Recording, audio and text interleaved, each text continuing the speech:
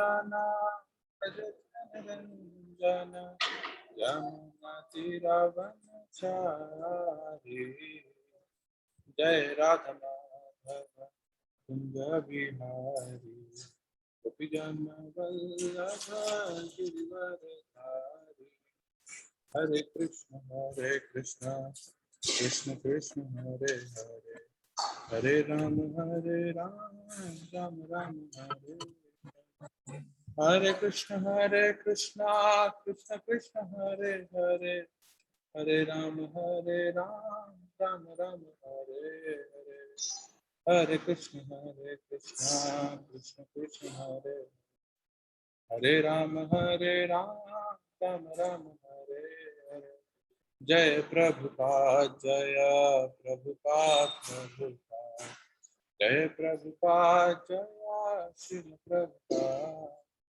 जय गुरुदेव गुरुदेव जय गुरुदेव जय श्री गुरुदेव तुम ज्ञानतिमिरान्धस्य ज्ञानञ्जनशलाकया चक्षुरुन्मिलितं येन तस्मै श्रीगुरुवे नमः श्रीचैतन्यमनोभीष्टं स्थापितं येन भूतले स्वयं रूपा कदा ददाति स्वपदान्तिकं वन्देऽहं श्रीगुरुं श्रीयुतापदकमलं श्रीगुरुं वैष्णवांश्च श्रीरूपं साग्रजातां सगणरघुनाथान्वितं सजीवं साद्वैतं सावधूतं परिजनसहितं कृष्ण चैतन्य देवं श्रीराधा कृष्णपादान् सहगना ललिता श्रीविशाखान्वितांश्च नमो विष्णुपादाय कृष्णपृष्ठाय भूतले श्रीमते भक्तिवेदान्त स्वामीति नामिने नमस्ते सरस्वती देवे गौरवाणी प्रचारिणि निर्विशेष शून्यवादी पाश्चात्यदेशतारिणि वाञ्छाकल्पतरुभ्यश्च कृपा सिन्धुभ्य एव च पतितानां पावनेभ्यो वैष्णवेभ्यो नमो नमः नमो महावदन्याय कृष्ण प्रेम पदाय ते कृष्णाय कृष्ण चैतन्य नामने पंचतत्वात्मकं कृष्ण भक्तरूप स्वरूपकं भक्तावतारं भक्तशक्तिकं जयतां सुरतुतं सर्वस्य पदां राधा हे कृष्ण करुणा सिंधु दीनबंधु जगतपते गोपेश गोपिकाकांतं भक्तकंचन गौरांगी राधे वृंदावनेश्वरी वृषभानुसुते जय श्री कृष्ण चैतन्य प्रभु नित्यानंद श्री अद्वैत गदाधर शिवासादि गौर भक्तवृंद हरे कृष्ण कृष्ण कृष्ण हरे हरे हरे राम राम हरे हरे।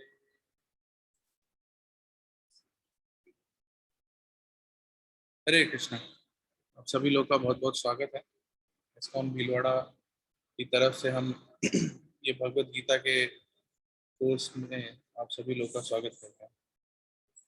आप लोगों से रिक्वेस्ट है कि अपना माइक जो है वो थोड़ा म्यूट रखें और वीडियो थोड़ा ऑन रखें, तो हमें पर्सनल लगता है। और जब आपको कुछ बोलना हो तो भी अपना माइक बंद रखिए। आप उम्मीद है कि आप लोगों ने आगे का पढ़ा होगा। श्लोक संख्या हमने कही थी 2.5 से 2.20 तक सभी को पढ़ना। तो अभी तक हमने जो पढ़ा है हम उसको एक बार रिकैप कर लेते हैं।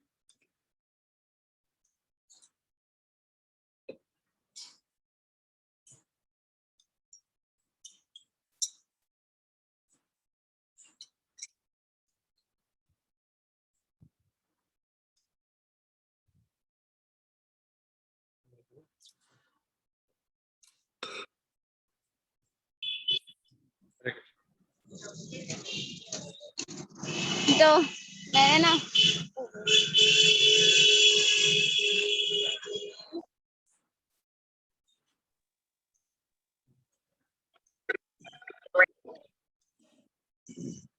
अभी तक हमने देखा था कि अर्जुन ने पहले अध्याय में अपने 4 डाउट पूछे भगवान से कि क्यों वो युद्ध नहीं करना चाहता। कौन बताएगा वो डाउट क्या क्या थे? तो ये जो बताएगा।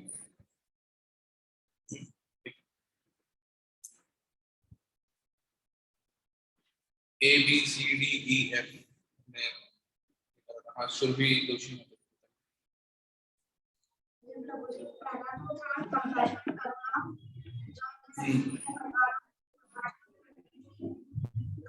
आपकी आवाज माता जी आपकी आवाज बहुत मतलब ब्रेक में आ रही है। ठीक है ABCDE अर्जुन ने भगवद गीता में 4 डाउट बोले हैं अध्याय C से कंपैशन यानी करुणा D से डिस्ट्रक्शन ऑफ फैमिली डायनेस्टी उनकी कुल की जो परंपरा है वो नष्ट हो जाए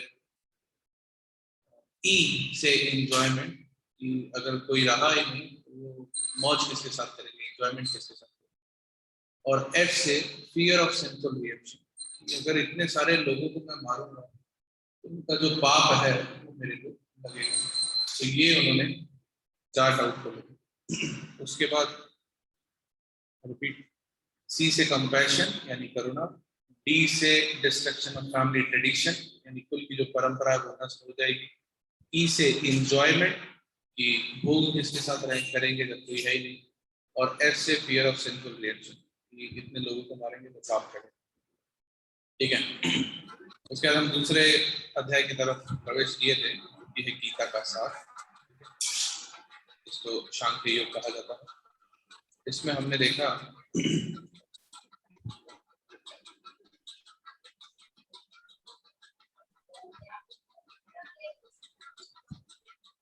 हरे कृष्णा अभी ठीक है माता जी स्वप्ना माता जी आप कह रही है कि वही चीज हो रहा है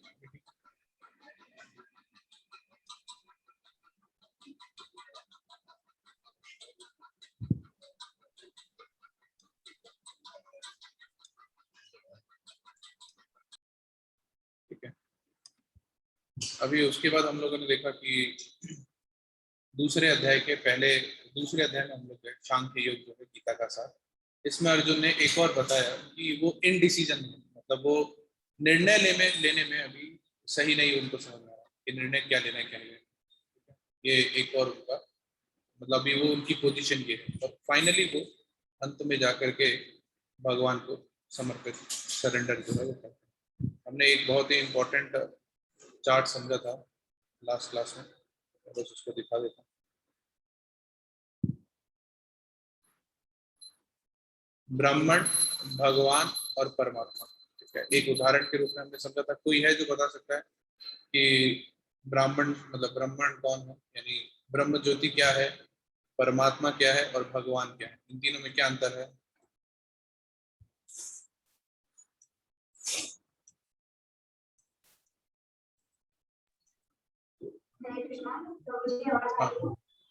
हाँ अरे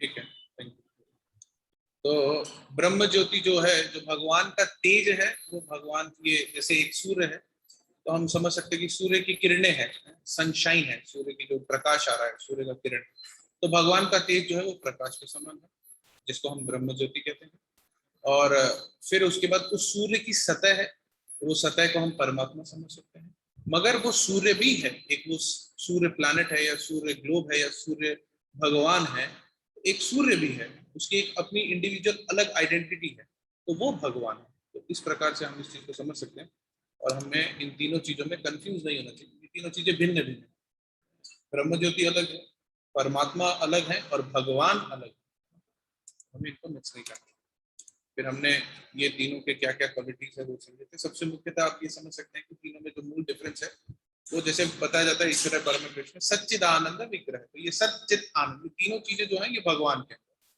सत यानी इटर्नल यानी ब्रह्म ज्योति जो कि शाश्वत है फिर सत और चित यानी विज्ञान वो परमात्मा में है ज्ञानी लोग उधर परमात्मा की खोज करते हैं और आनंद जो है वो भक्ति में जो भक्त होते हैं वो भगवान की खोज करते हैं भक्त जो होते हैं वो ज्ञान और इन सब की खोज में नहीं जाते हैं तो ये सब करते हुए हम लोग फाइनली आए थे कि अर्जुन ने अभी भगवान को 7वें श्लोक में सरेंडर कर दिया है। ठीक है?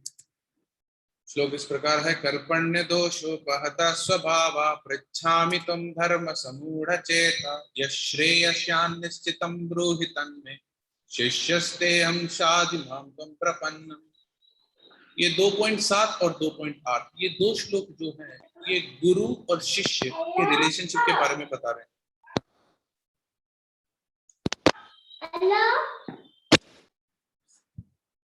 ये दो श्लोक जो हैं ये गुरु और शिष्य के रिलेशनशिप के बारे में बता रहे हैं, 2.7 और 2.8।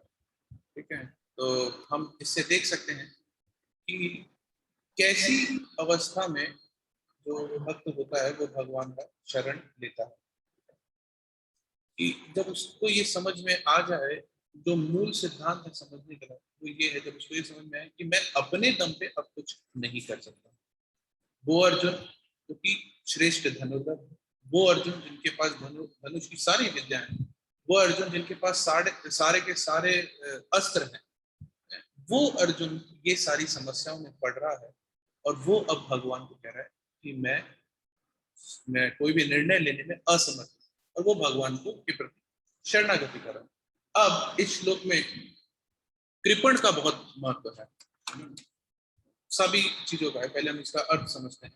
अब मैं अपनी कृपण दुर्बलता के कारण अपना कर्तव्य भूल गया हूं और सारा धैर्य खो चुका हूं। ऐसी अवस्था में मैं आपसे पूछ रहा हूं कि जो मेरे लिए श्रेष्ठकर है वो उसे निश्चित रूप से बताएं। अब मैं आपका शिष्य हूं और शरणागत हूं, कृपया मुझे उपदेश दें।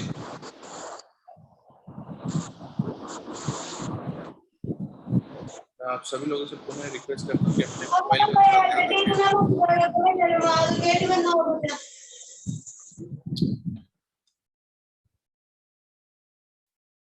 थोड़ा सा मोबाइल का अपना ध्यान रखिए और उसको म्यूट पे रखिए प्लीज।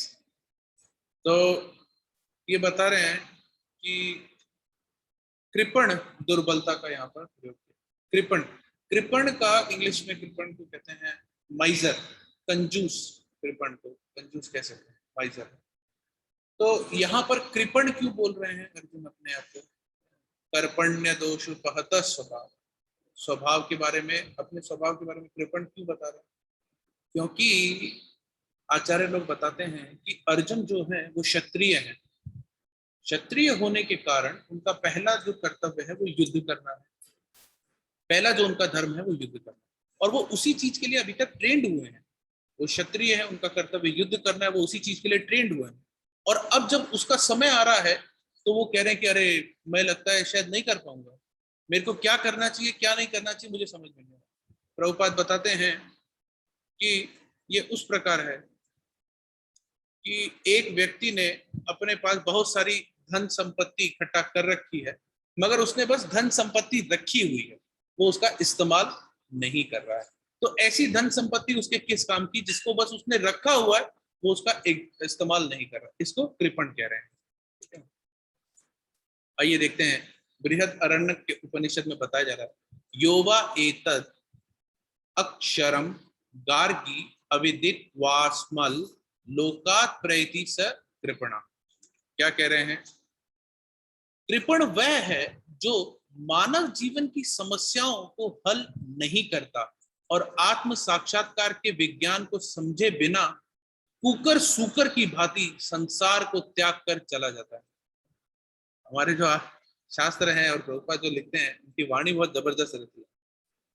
कुकर और सूकर की तरह बताया जा रहा है। हम लोगों ने जब पहले कक्षाएं करते थे तो उसमें हमने समझा था कि मनुष्य जो है वो जानवरों से एक ही चीज में भिन्न है, आहार निद्रा भय मैथुन चय समानान एतत् पशु भेदः धर्मो ही तेषाम अधिको विशेषो धर्मेन ही है पशु भी समाना। एक धर्म ही है जो अधिक और विशेष है। वो धर्म क्या है, हमारा कर्तव्य क्या है, हमें क्या चीज सीखनी चाहिए, इसके बारे में यहाँ पर बताया जा रहा है। तो बता रहे हैं कि जो व्यक्ति अपने मानव जीवन की समस्याओं को हल नहीं करता है और इससे बाहर आने का जो आत्म साक्षात्कार है, जन्म मृत्यु जरा व्याधि का जो चक्र है, इसके बाहर आने के बारे में नहीं सोचता और ऐसे ही जीवन जी के खत्म होकर के चला जाता है, वो कुकर सुकर की भांति ये संसार त्याग कर चला जाता है। जीव के लिए मनुष्य जीवन अत्यंत मूल्यवान निधि है। हमने पहले समझा था कि 84 लाख योनियां हैं, मगर खाली 4 लाख मनुष्य है। तो मनुष्य योनि बहुत इंपॉर्टेंट है एक जीव के लिए, जिसका उपयोग वह अपने जीवन की समस्याओं को हल करने में कर सकता है। अतः जो इस अवसर का लाभ नहीं उठाता वह कृपण है। कृपण कौन है? जो इन सभी अवसर का लाभ नहीं उठाता। पिछली कक्षा में किसी ने पूछा था शायद कृपण कौन है, तो यहां से हम देख सकते हैं कि हमें उत्तर मिल रहा है। प्रभुपाद बता रहे हैं, माइजरलीनेस ऑफ अर्जुन के बारे में प्रभुपाद बता रहे हैं कि एक लेक्चर में प्रभुपाद बता रहे हैं, वन मैन इज, एक आदमी है जो कि बहुत रईस है, मगर वो अपने पैसों का इस्तेमाल नहीं करता, वो खाली अपने पैसों को देखता रहता है। उसको क्या कहते हैं? कृपण कहते हैं। इसी तरह से अर्जुन जो है वो बहुत पावरफुल है, वो युद्ध कर सकते हैं, वो एक क्षत्रिय हैं, मगर वो अपने कर्तव्यों से पीछे भाग रहे हैं, कर्तव्यों से मुकर रहे हैं। इसीलिए वो ऐसा सोच रहे हैं कि उन्होंने अपने अंदर ये जो कृपण है, ये माइजर है, इसको डेवलप कर लिया। इसीलिए वो कह रहे कर्पण्य दोष। ऑल्दो उनके पास वो सारी शक्तियां हैं, मगर वो युद्ध लड़ने से इनकार कर रहे हैं। ऑल्दो मेरे पास पैसा है, मगर मैं खर्च करने से इनकार कर रहा हूं। ऐसे लोगों को कृपण कहा जाता है। ये होता है कर्पण्य दोषोपहता। Now I am infected with कर्पण्य दोषोपहता स्वभाव। और अर्जुन बता रहे हैं कि अब ये जो अवगुण है ये मेरे अंदर आ गया है, कर्पण्य दोषोपहता स्वभाव। ठीक है, अब इसको हम प्रैक्टिकल अपने जीवन में कैसे देख सकते हैं कि जब हम गुरु के पास सरेंडर करने जा रहे हैं, तो हमें समझ लेना चाहिए कि जो भी हमारा ज्ञान, हमारे प्रतिष्ठा, जो कुछ भी है, वो सब साइड में रखो, उसका कोई मतलब नहीं है।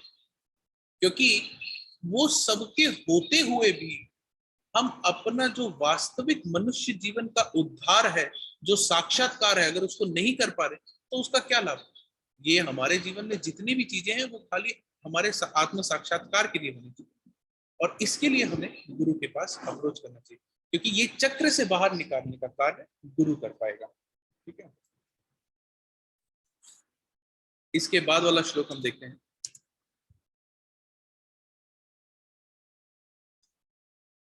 इसके बाद वाले श्लोक में प्रभुपाद बता रहे हैं कि जीवन की चीजों को कैसे सुलझाना है। तो आपका श्लोक है, अर्जुन कह रहे हैं कि मुझे ऐसा कोई साधन नहीं दिखता जो मेरी इंद्रियों को सुखाने वाले इस शोक को दूर कर सके। स्वर्ग पर देवताओं का अधिपत्य की तरह इस धन धान्य संपन्न सारी पृथ्वी पर निष्कंटक राज्य प्राप्त करके भी मैं इस शोक को दूर नहीं कर सकूंगा। तो ये बहुत ही महत्वपूर्ण श्लोक है, 7वां और 8वां। ये हमारे भक्ति जीवन के लिए बहुत इंपॉर्टेंट है। हम सबसे पहले देखते हैं कि मनुष्य जो सरेंडर करने जाता है गुरु के पास, उसकी क्या विशेषताएं होती हैं। हमें अभी तक हमने जो समझा है, अगर हम उसको ध्यान से समझें तो हमें 3 विशेषताएं मूलतः निकल के आ रही है। देखो मेरी आवाज गूंज के सुनाई दे रही है। अच्छा, श्रवण प्रभु चला रहा। तो इसमें हम देख सकते हैं कि कैसे 3 मुख्य चीजें हमें समझने में आएगी। अगर आप खोलेंगे अपनी भगवत गीता का पहले अध्याय का श्लोक संख्या 32, तो उसमें आपको मिलेगा, अर्जुन कह रहे हैं किम नो राज्येन गोविंदा किम भोगेर जीवितेन वा। ये राज्य का मेरे क्या काम का, ये भोगना मेरे किस काम का है। तो सबसे पहला जो क्वालिटी आ रहा है वो क्या है? कंट्रोल ऑफ माइंड और सेंसेस। एक व्यक्ति को, एक शिष्य को अपनी मन और अपने इंद्रियों के ऊपर कंट्रोल। हमने उपदेशामृत जब पढ़ा था तो उसमें भी हमने देखा था कि प्रभुपाद भी यही कह रहे हैं कि भक्ति जीवन में आगे बढ़ने के लिए सबसे पहला काम जो व्यक्ति को करना है वो है अपने मन और इंद्रियों पे कंट्रोल करना। तो यहाँ पर इस श्लोक से हमें ये समझ में आ रहा है कि अर्जुन की मन और इंद्रियां कैसे उसके वश में है। वो बता रहा है, हे गोविंद, हमें राज्य, सुख अथवा इस जीवन से क्या लाभ है, कि ये सारे जितने भी मटेरियल भौतिक सुख सुविधाएं हैं, इससे मुझे क्या लाभ होगा। पहला चीज। दूसरा चीज, अर्जुन जो है वो इंजॉयमेंट के बारे में बता रहा है कि उनको ना तो इस लोक पे कुछ मौज मजा करने की इच्छा है, आनंद उठाने की, ना ही उस लोक में, क्योंकि उन्हें पता है कि भगवान के बिना जो भी आनंद है वो सब टेम्पररी है और वो आनंद है ही नहीं, वो दुखालय ही है। ठीक है, तो हम देख सकते हैं कि 35वें श्लोक में अर्जुन बता रहे हैं कि मैं इन सबों से लड़ने को तैयार नहीं, भले ही बदले में मुझे तीनों लोग क्यों ना मिलते हो, इस पृथ्वी की तो बात ही छोड़ दो। अर्जुन क्या कह रहे हैं कि मैं इन सबसे लड़ने के लिए, मतलब आप मुझे कितना भी दे दो, आप मुझे चाहे यूएस में माइक्रोसॉफ्ट में जॉब क्यों ना दे दो, मगर मुझे वो करने के लिए कोई इच्छा ही नहीं। तो इंडिया में क्लर्की की तो बात छोड़ दो, अगर आप मुझे यूएस में माइक्रोसॉफ्ट का भी प्रेसिडेंट बना देते हैं या सीईओ बना देते हैं तो मुझे वो भी नहीं चाहिए, क्योंकि वो भी मेरी भक्ति के लिए रुकावट है, उसको लेकर के भी मैं क्या करूंगा, मुझे वो नहीं चाहिए। और पृथ्वी की तो बात ही छोड़ दो। तो अर्जुन क्या चीज को ठुकरा रहे हैं, तीनों लोग, तीनों लोग के ऐश्वर्य को ठुकरा रहे हैं, यहाँ तक कह रहे हैं कि तीनों लोग के ऐश्वर्य को मेरे को नहीं चाहिए, पृथ्वी की तो बात छोड़ दो। तो ये जो एक इनडिफरेंस है अर्जुन का एंजॉयमेंट और अपने जीवन के बारे में, वो बहुत ही महत्वपूर्ण है, सीखने वाला। फिर दूसरे पॉइंट 5वें नंबर पे आता है अर्जुन का टॉलरेंस, उनकी जो सहन करने की शक्ति है वो कितनी है। अर्जुन एक क्षत्रिय है और क्षत्रिय होने के कारण उनका कार्य है राज्य करना, है रूल करना, राजा है, वो राजा बन सकते हैं और ये उनका स्वभाव है। मगर अर्जुन क्या कह रहे हैं, अर्जुन 2.6 में हम देखेंगे तो कह रहे हैं इस संसार में भीख मांगकर खाना अच्छा है।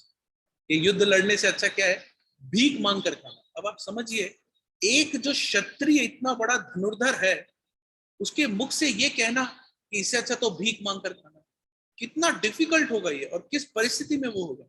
मगर फिर भी, और क्या उनको पता नहीं कि भीख मांग के खाने में कितनी असुविधाएं आएंगी, मगर वो कह रहे हैं कि इससे अच्छा भीख मांग कर खाना ज्यादा अच्छा है। तो यहाँ से अर्जुन का क्या पता पड़ता है, उनका टॉलरेंस पता पड़ता है कि वो कितने सहनशील हैं। और उसके बाद 2.7 और 2.8 में अर्जुन की श्रद्धा के बारे में पता पड़ता है, ठीक है, कि अर्जुन कैसे भगवान को ही समर्पित करना चाहते हैं। अर्जुन किसी और को नहीं, अर्जुन के गुरु द्रोण हैं, उनके पितामह हैं भीष्म पितामह, मगर फिर भी वो भगवान को ही समर्पित करना चाहते हैं। वो हमें कैसे पता पड़ता है, जब हम देखेंगे कि 2.8वां जो श्लोक है वो शुरू किससे होता है, ना ही से। ये कहा जा सकता है कि भगवान कह सकते हैं यार तुम तो मेरे दोस्त हो, मैं तुमको क्या सिखाऊंगा, क्योंकि आपस में मित्रता में ज्ञान का आदान प्रदान उस लेवल पे, गुरु शिष्य के लेवल पे नहीं हो सकता, क्योंकि मित्र तो सबको उसी हिसाब से देखेंगे ना, कह रहे यार चलना, तू मेरे को क्या सिखा रहा है, मेरे को तेरे से ज्यादा आता है।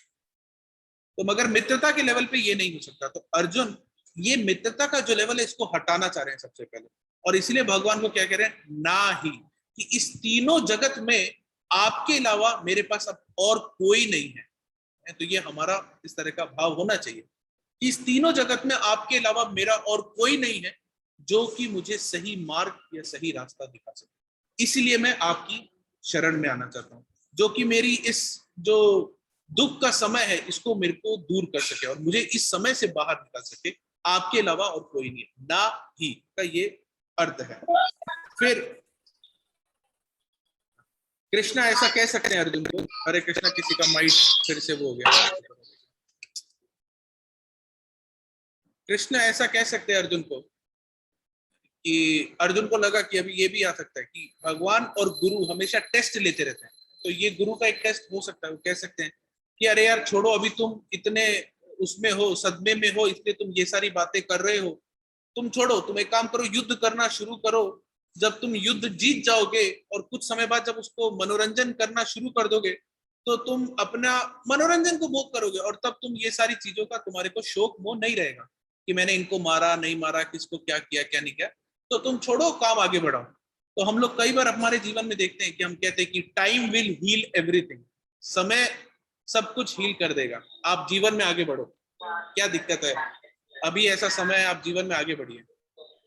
तो मगर यहाँ पर हेमंत सिंह शेखावत जी, आपका बार बार अनम्यूट हो रहा है,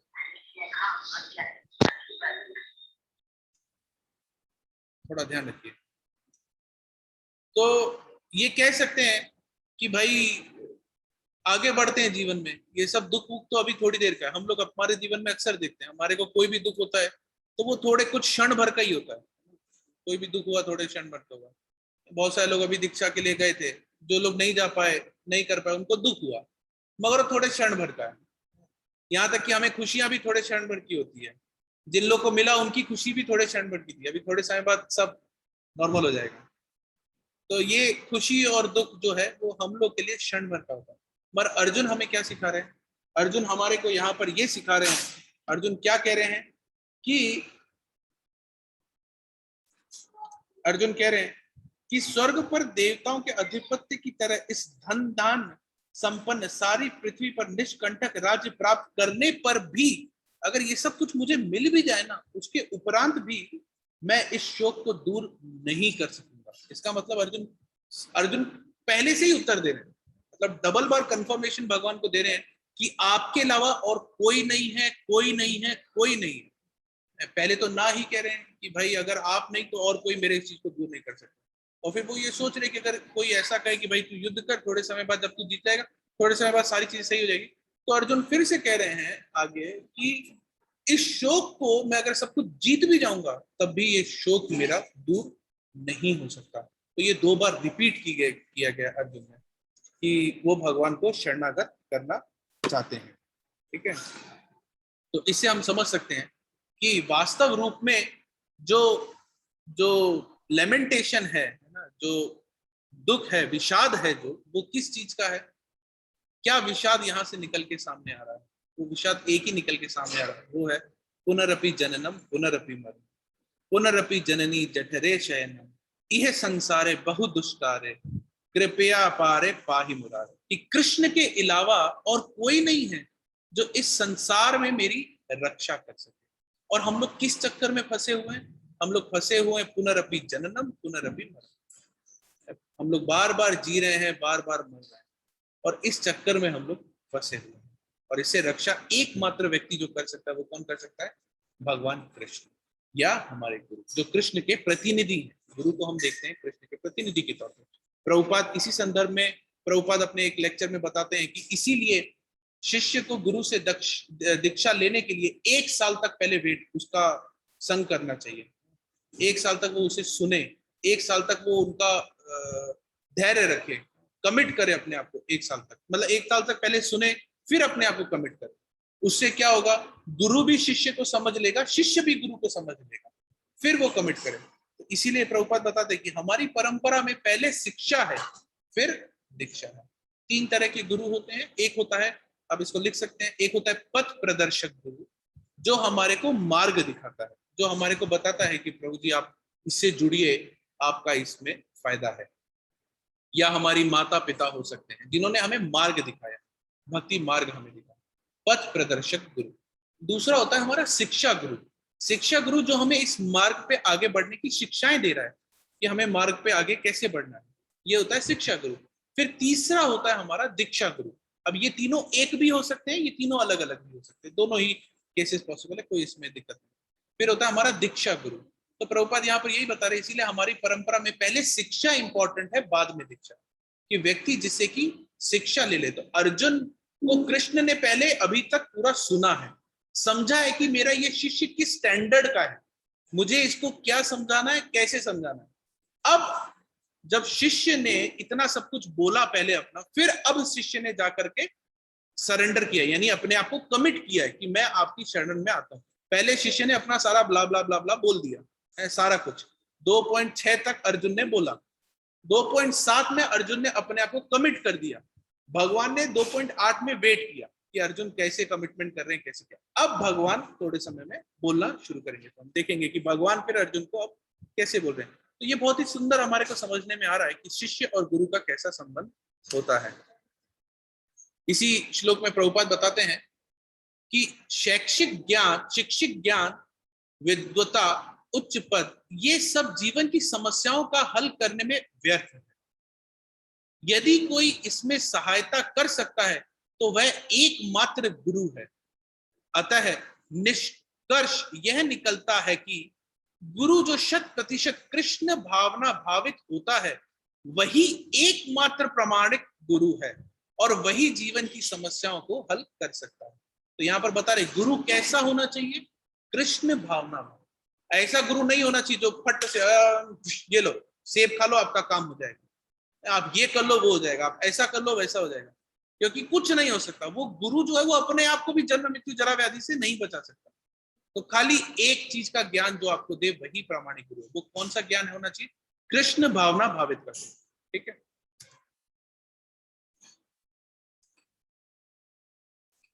अब 2.11 से 2.30 तक कृष्ण जो है अर्जुन को ज्ञान देना शुरू करते हैं, इंस्ट्रक्शन देना शुरू करते हैं। अब गुरु शिष्य को इंस्ट्रक्शन दे रहा है। 2.11 से 2.30 ये जो पहला सेक्शन हमारे सामने आएगा, इसको हमने नाम दिया है, हमने नहीं, आचार्यों ने नाम दिया आत्म तत्व, ठीक है। ये आत्म तत्व का ज्ञान है।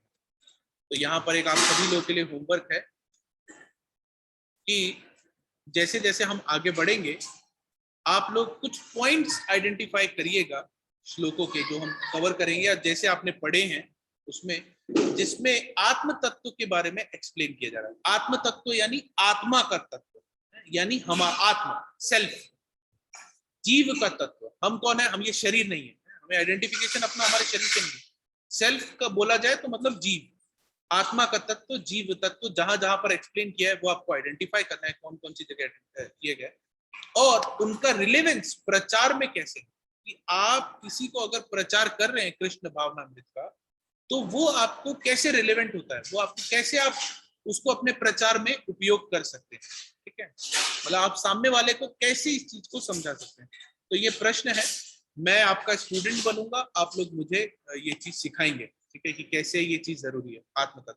तो इसके ऊपर आप लोग करिएगा, थोड़ा समय तो आप लोग को देते हैं इसके लिए। अब हम शुरू करते हैं 2.11 से। श्री भगवान वाचा अशोच्यान अनवशोचस्त्वं प्रज्ञवादंश्च भाषसे गताशुन अगताशुंश्च नानुशोचन्ति पंडिता। बहुत सुंदर श्लोक है ये। इसके अर्थ में बता रहे हैं, श्री भगवान ने कहा, तुम पंडित्य पूर्ण वचन कहते हुए उनके लिए शोक कर रहे हो जो शोक करने योग्य नहीं है। जो विद्वान होते हैं वे ना तो जीवित के लिए ना ही मृतक के लिए शोक करते हैं। तो भगवान ने बेसिकली अर्जुन को थोड़ा टोंट टाइप का मारा। अरे वाह, नानु शोषंती पंडिता, पंडित की तरह बात करो तुम, मगर तुम्हारे अंदर पंडित वाली कोई क्वालिटी नहीं है, क्योंकि तुम्हें बेसिक चीजें भी नहीं पता है पंडित की क्या। अभी हम देखते हैं अर्जुन का पहला, वो ध्यान रखिएगा, कंपैशन है ना, पहला जो उसका है युद्ध नहीं करने का, क्या है? करुणा। तो अभी धीरे धीरे उसका उत्तर हमें थोड़ी थोड़ी देर में मिलता रहेगा, पहले भी मिला है, आगे भी आता रहेगा। तो भगवान उनको ये ताना मार रहे हैं कि भाई तुम अपने आप को पंडित कह रहे हो, मगर तुम्हें इसके बारे में, पंडिताई के बारे में कुछ भी नहीं पता है कि क्या चीज कैसे होनी चाहिए। क्यों? अब आगे देखते हैं, एक एक चीज को हम लेते हैं। इस श्लोक में आया असोच्यान, सबसे पहले आया अनवासोचस, यानी तुम क्या कर रहे हो? विरह कर रहे हो। लेमेंटेशन का मतलब विरह क्या है? शोक, है ना, शोक कर रहे हो, तुम शोक कर रहे हो। अनवासोचस किसके लिए? असोच्यान, किसके लिए? धृतराष्ट्र के पुत्रों के लिए तुम शोक कर रहे हो, जो कि इसके अधिकारी नहीं है, ठीक है। तुम शोक कर रहे हो, किसके लिए कर रहे हो? असोच्यान, यानी धृतराष्ट्र के पुत्रों के लिए कर रहे हो जो इसके अधिकारी नहीं है। फिर गतासुन, गतासुन का मतलब जो लोग बुद्धिमान हैं, जो लोग वास्तविक में पंडित हैं, वो इस स्थूल शरीर का शोक नहीं करते हैं, ठीक है। क्यों नहीं करते? क्योंकि इस शरीर में से तो प्राण वैसे ही निकल गए हैं। मुख्य चीज यहां पर क्या बताई जा रही है कि एक डिस्टिंक्शन बताया जा रहा है, शरीर में और जीव में एक डिस्टिंक्शन है, दोनों अलग अलग चीजें, ठीक है। तो गतासुन यानी गतासुन, उसके अंदर से तो निकल गई है, अब उसके बारे में क्या करना भाई? जिस एक अगर मृत शरीर हमारे सामने पड़ा है तो हमें उससे कुछ अफेक्शन होगा, हम उसके साथ कुछ खेल सकते हैं, हम उसके साथ कुछ कार्य कर सकते हैं? नहीं। क्यों नहीं कर सकते? क्योंकि वो किसी काम का नहीं है, क्योंकि उसमें से जो प्राण है वो निकल चुका है। तो अब जिसमें से ऑलरेडी निकल चुका है उसके बारे में शोक करने से क्या मतलब है, ठीक है, ये हो गया गतासुन। अब देखिए अगतासुन, जो सूक्ष्म शरीर है उसके बारे में शोक करने से कोई मतलब ही नहीं है, क्योंकि उसमें से तो प्राण निकलेगा ही नहीं। जब तक वो वापस भगवान के साथ नहीं लीन हो जाएगा, जब तक वो अपने दिव्य स्वरूप में नहीं चले जाएगा, तब तक उसके अंदर से प्राण निकलेगा ही नहीं।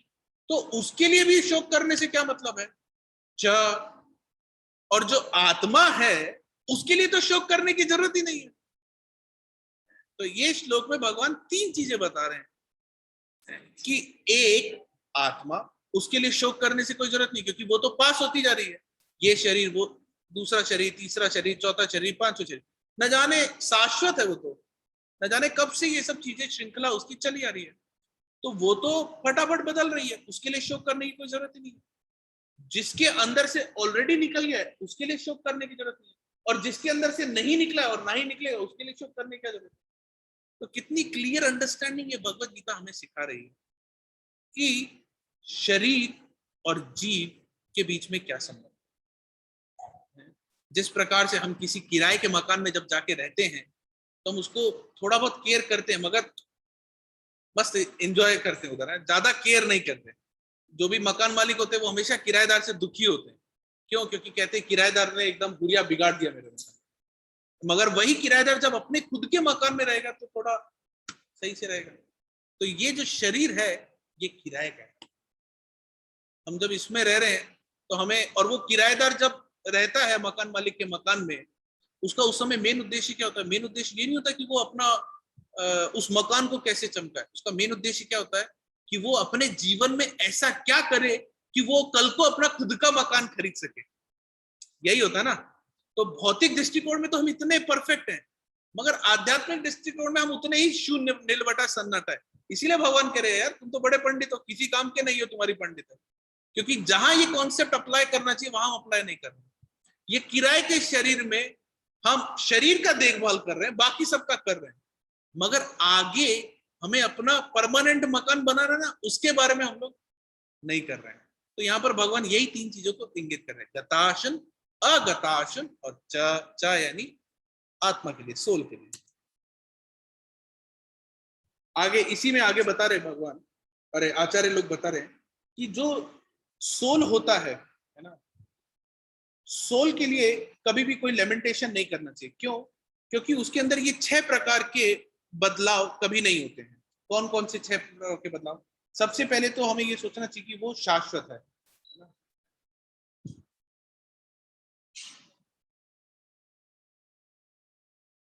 दूसरा, उसका ना जन्म होता है, उसका एग्जिस्टेंस कभी खत्म नहीं होता है, वो कभी बढ़ता घटता नहीं है।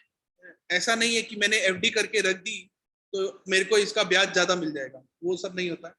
ट्रांसफॉर्मेशन, उसका कोई ट्रांसफॉर्मेशन नहीं होता है। डीके, वो खराब नहीं होता है। डाइंग, वो मरता नहीं है। ये 6 प्रकार की चीजों से वो कभी गुजरता नहीं है। ठीक है।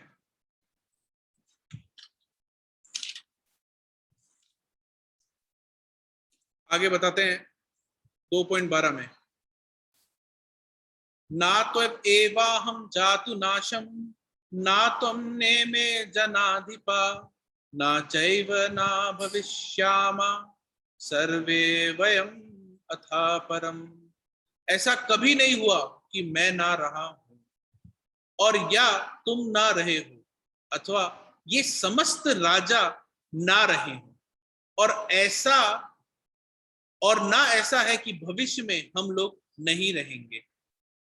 तो इससे, इस श्लोक से बहुत सारी चीजें भगवान क्लियर कर रहे हैं। जो मायावादी होते हैं, पहले हम इस श्लोक का समझ लेते हैं क्या भगवान समझा रहे हैं। भगवान ये समझा रहे हैं कि अर्जुन, पहले भगवान ने बताया कि गतासुन अगतासुन च, जिससे निकल गई है उसके लिए शोक करने से कोई मतलब नहीं, जिसमें है और जिससे नहीं निकल सकती उसके लिए शोक करने से कोई मतलब नहीं, और जो आत्मा है, जो शाश्वत है, उसके लिए शोक करने से कोई जरूरत मतलब ही नहीं, क्योंकि वो तो हमेशा से।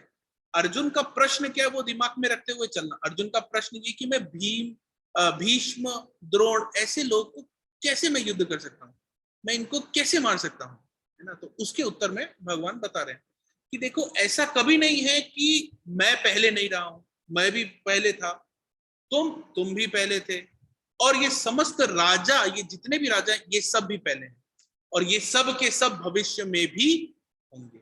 शरीर बदलता रहेगा मगर ये सब के सब भविष्य में भी होंगे। अब मायावादी क्या कहते हैं?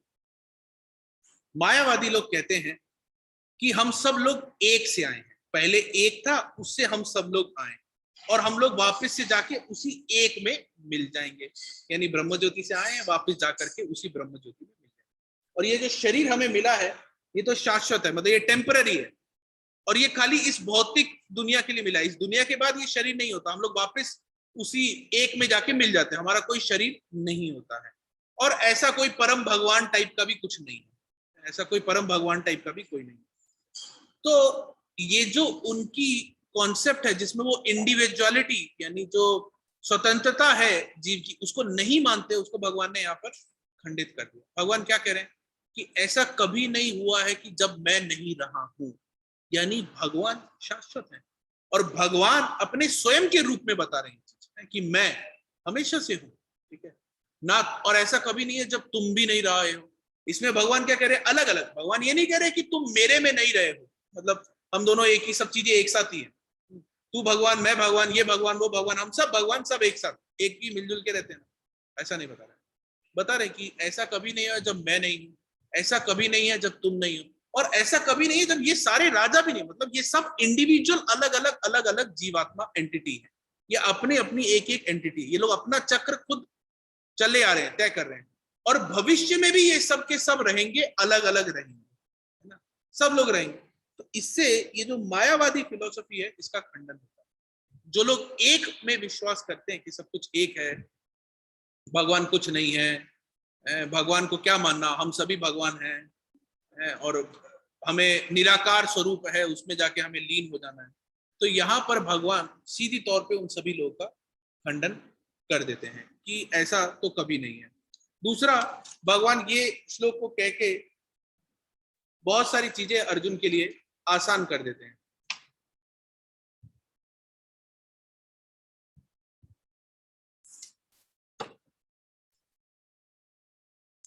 आगे बता रहे हैं, एक प्रश्न आपसे है,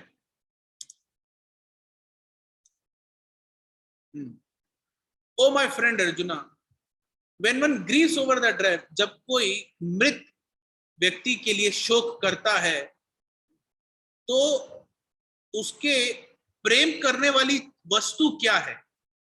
ये प्रश्न है आप सभी से। भाई जब कोई व्यक्ति मर गया है, मृत शरीर है, जब हम उसके लिए शोक कर रहे हैं, तो यानी भाई अगर हम शोक कर रहे हैं तो इसका मतलब पहले कुछ प्रेम भी रहा होगा, तभी आज शोक कर रहे हैं, है ना।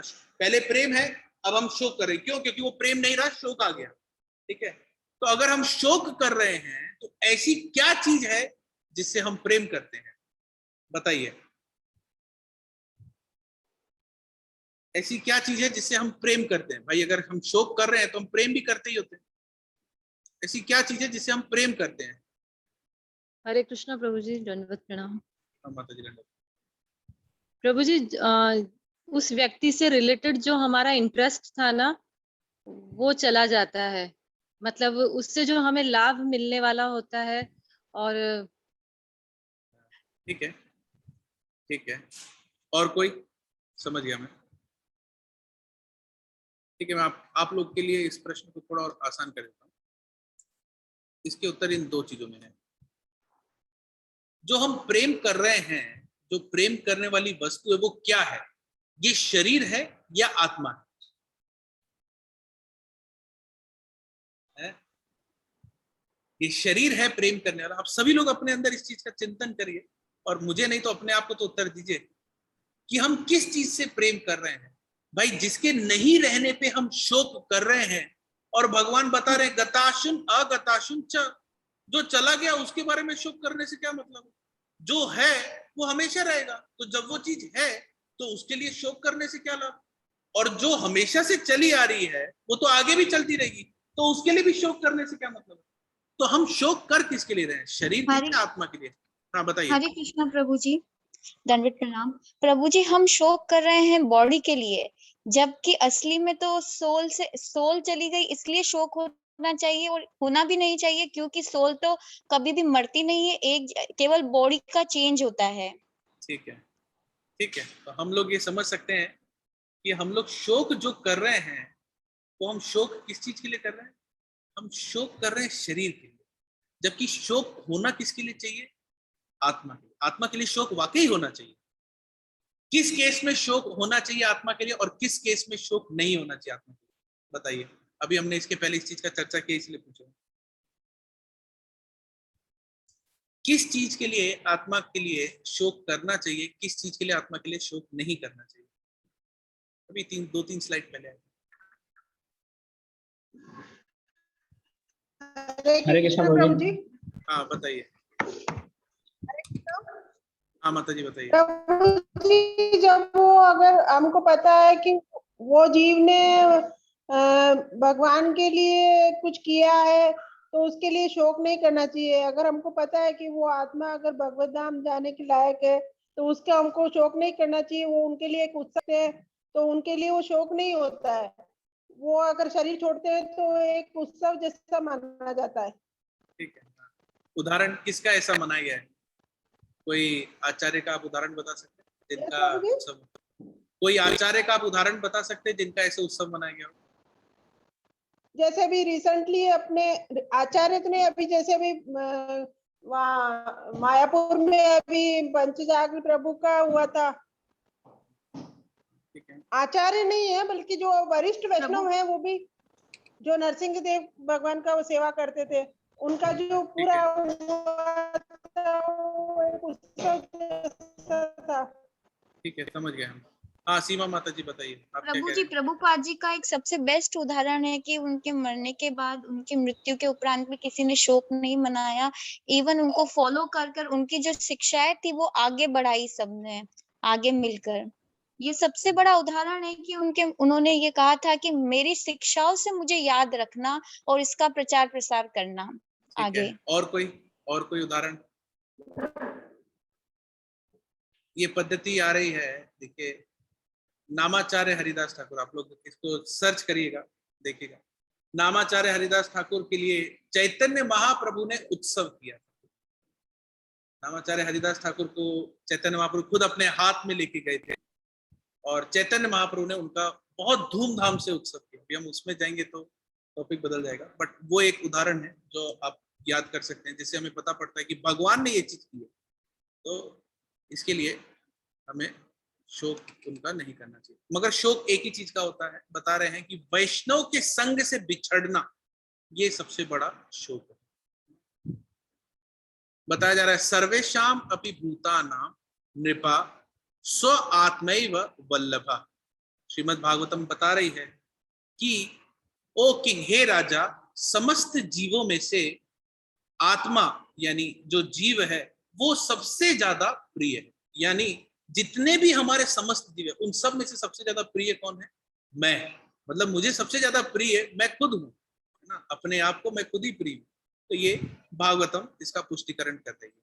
तो इससे हमें ये समझना चाहिए। हाँ बताइए।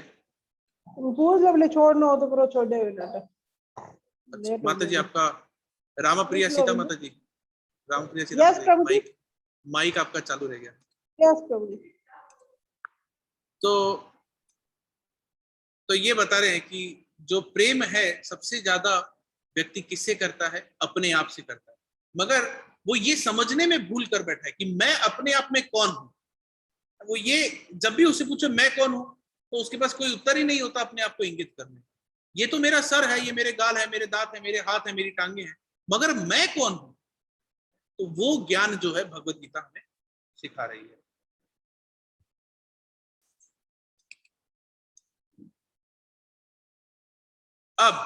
अभी तक हमने क्या समझा कि शोक करने के लिए चीज क्या है? आत्मा है। ये शरीर शोक करने के लिए नहीं है। मगर एक सेकेंड, यहां पर एक ट्विस्ट है। यहां पर एक प्रश्न उठा जा सकता है कि प्रभु जी, ये जो आत्मा है ये तो इस शरीर के साथ ही जुड़ी है। भाई अगर शरीर नहीं तो आत्मा का क्या अस्तित्व? हम तो शरीर को देख पा रहे हैं ना, आत्मा जुड़ी तो शरीर के साथ ही है। तो जो प्रेम करने लायक वस्तु हुई वो तो फिर शरीर हुआ ना, क्योंकि आत्मा जुड़ी। आप कह रहे हैं आत्मा प्रेम करने लायक, ठीक है मान लिया। आत्मा जुड़ी किससे है? शरीर से जुड़ी है। तो प्रेम करने लायक वस्तु क्या हुई? फिर तो शरीर हुआ।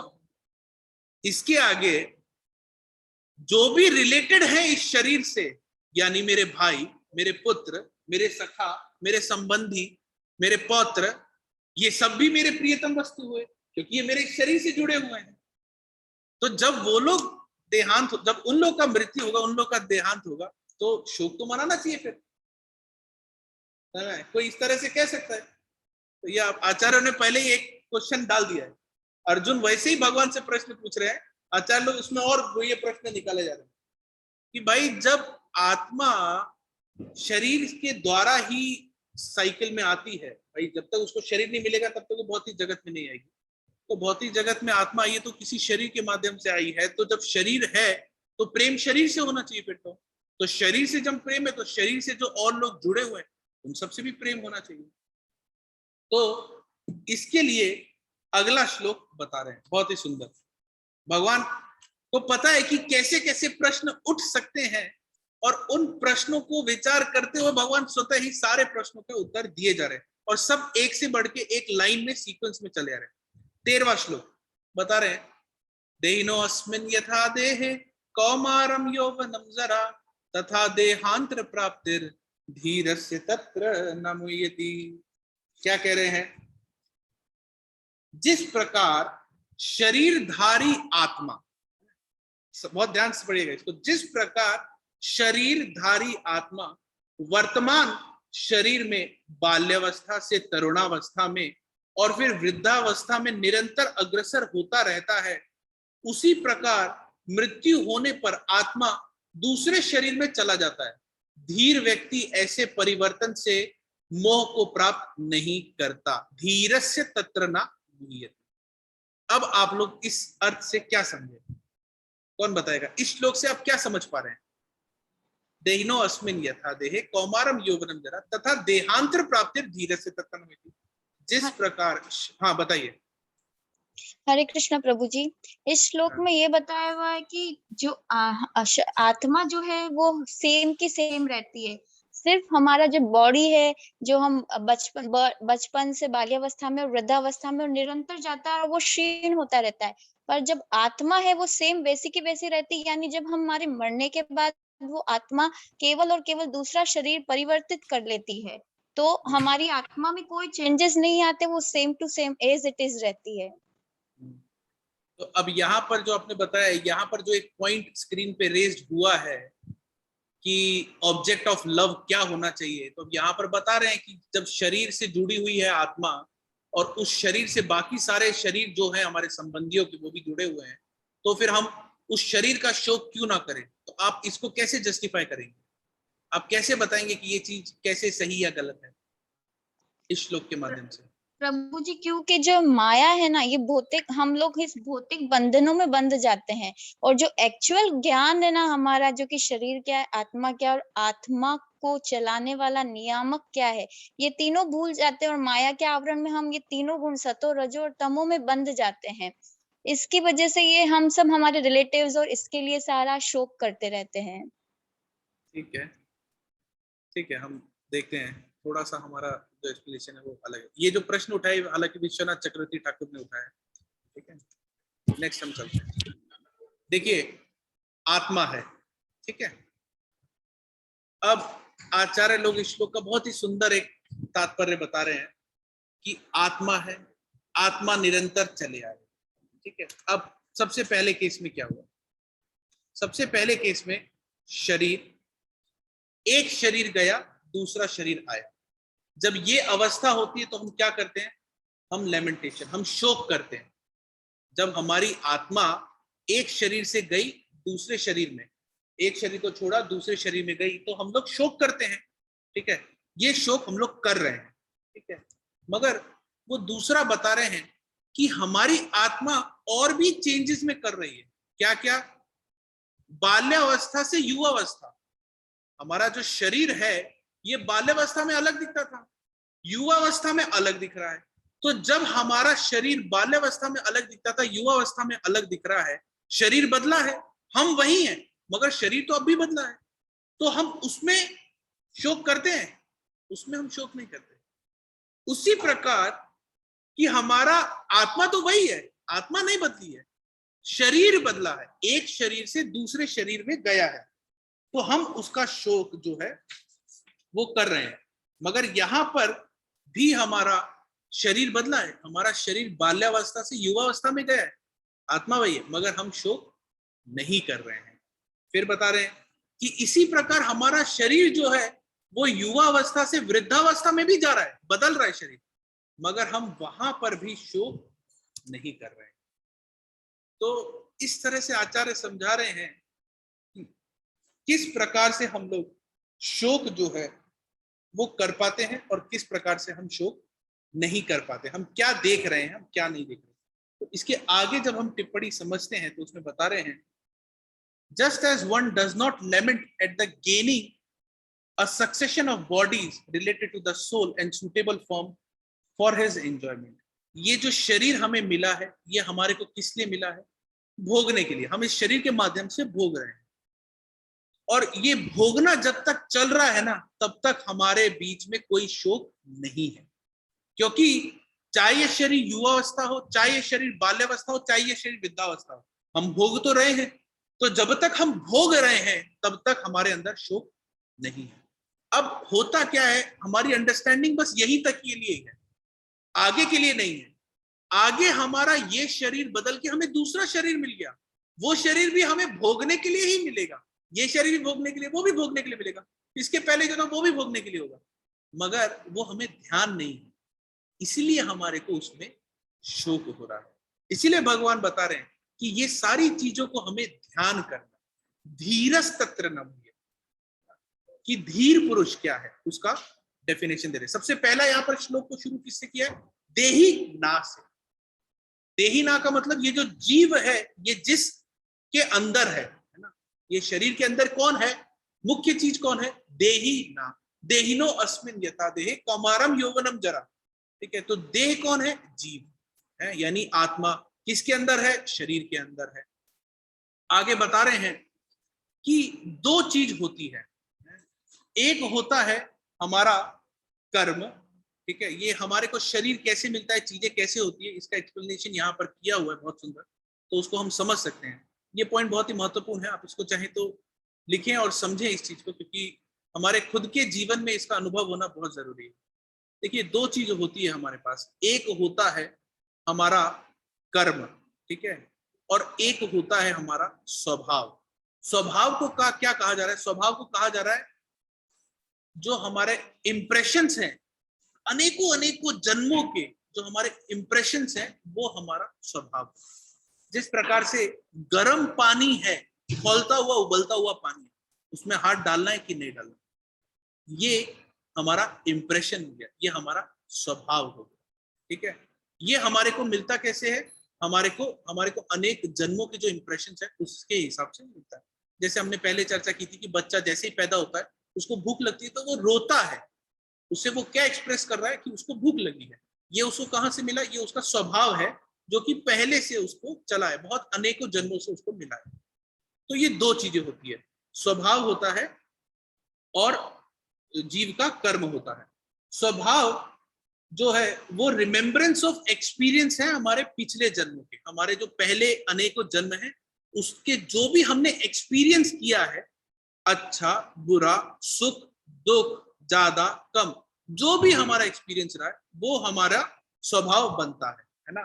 जैसे किसी कीड़े ने काट लिया, हमको छलांग लगाए, हमको दर्द हो गया, घुटना टूट गया, लग गई, तो अभी हम इस जीवन में ऊंचाइयों से डरते हैं या पानी से डरते हैं, जो भी है, ये सब जो आ रहा है वो स्वभाव आ रहा है। ये इंप्रेशन जो है वो अनेकों जन्मों से हमारे आ रहे हैं।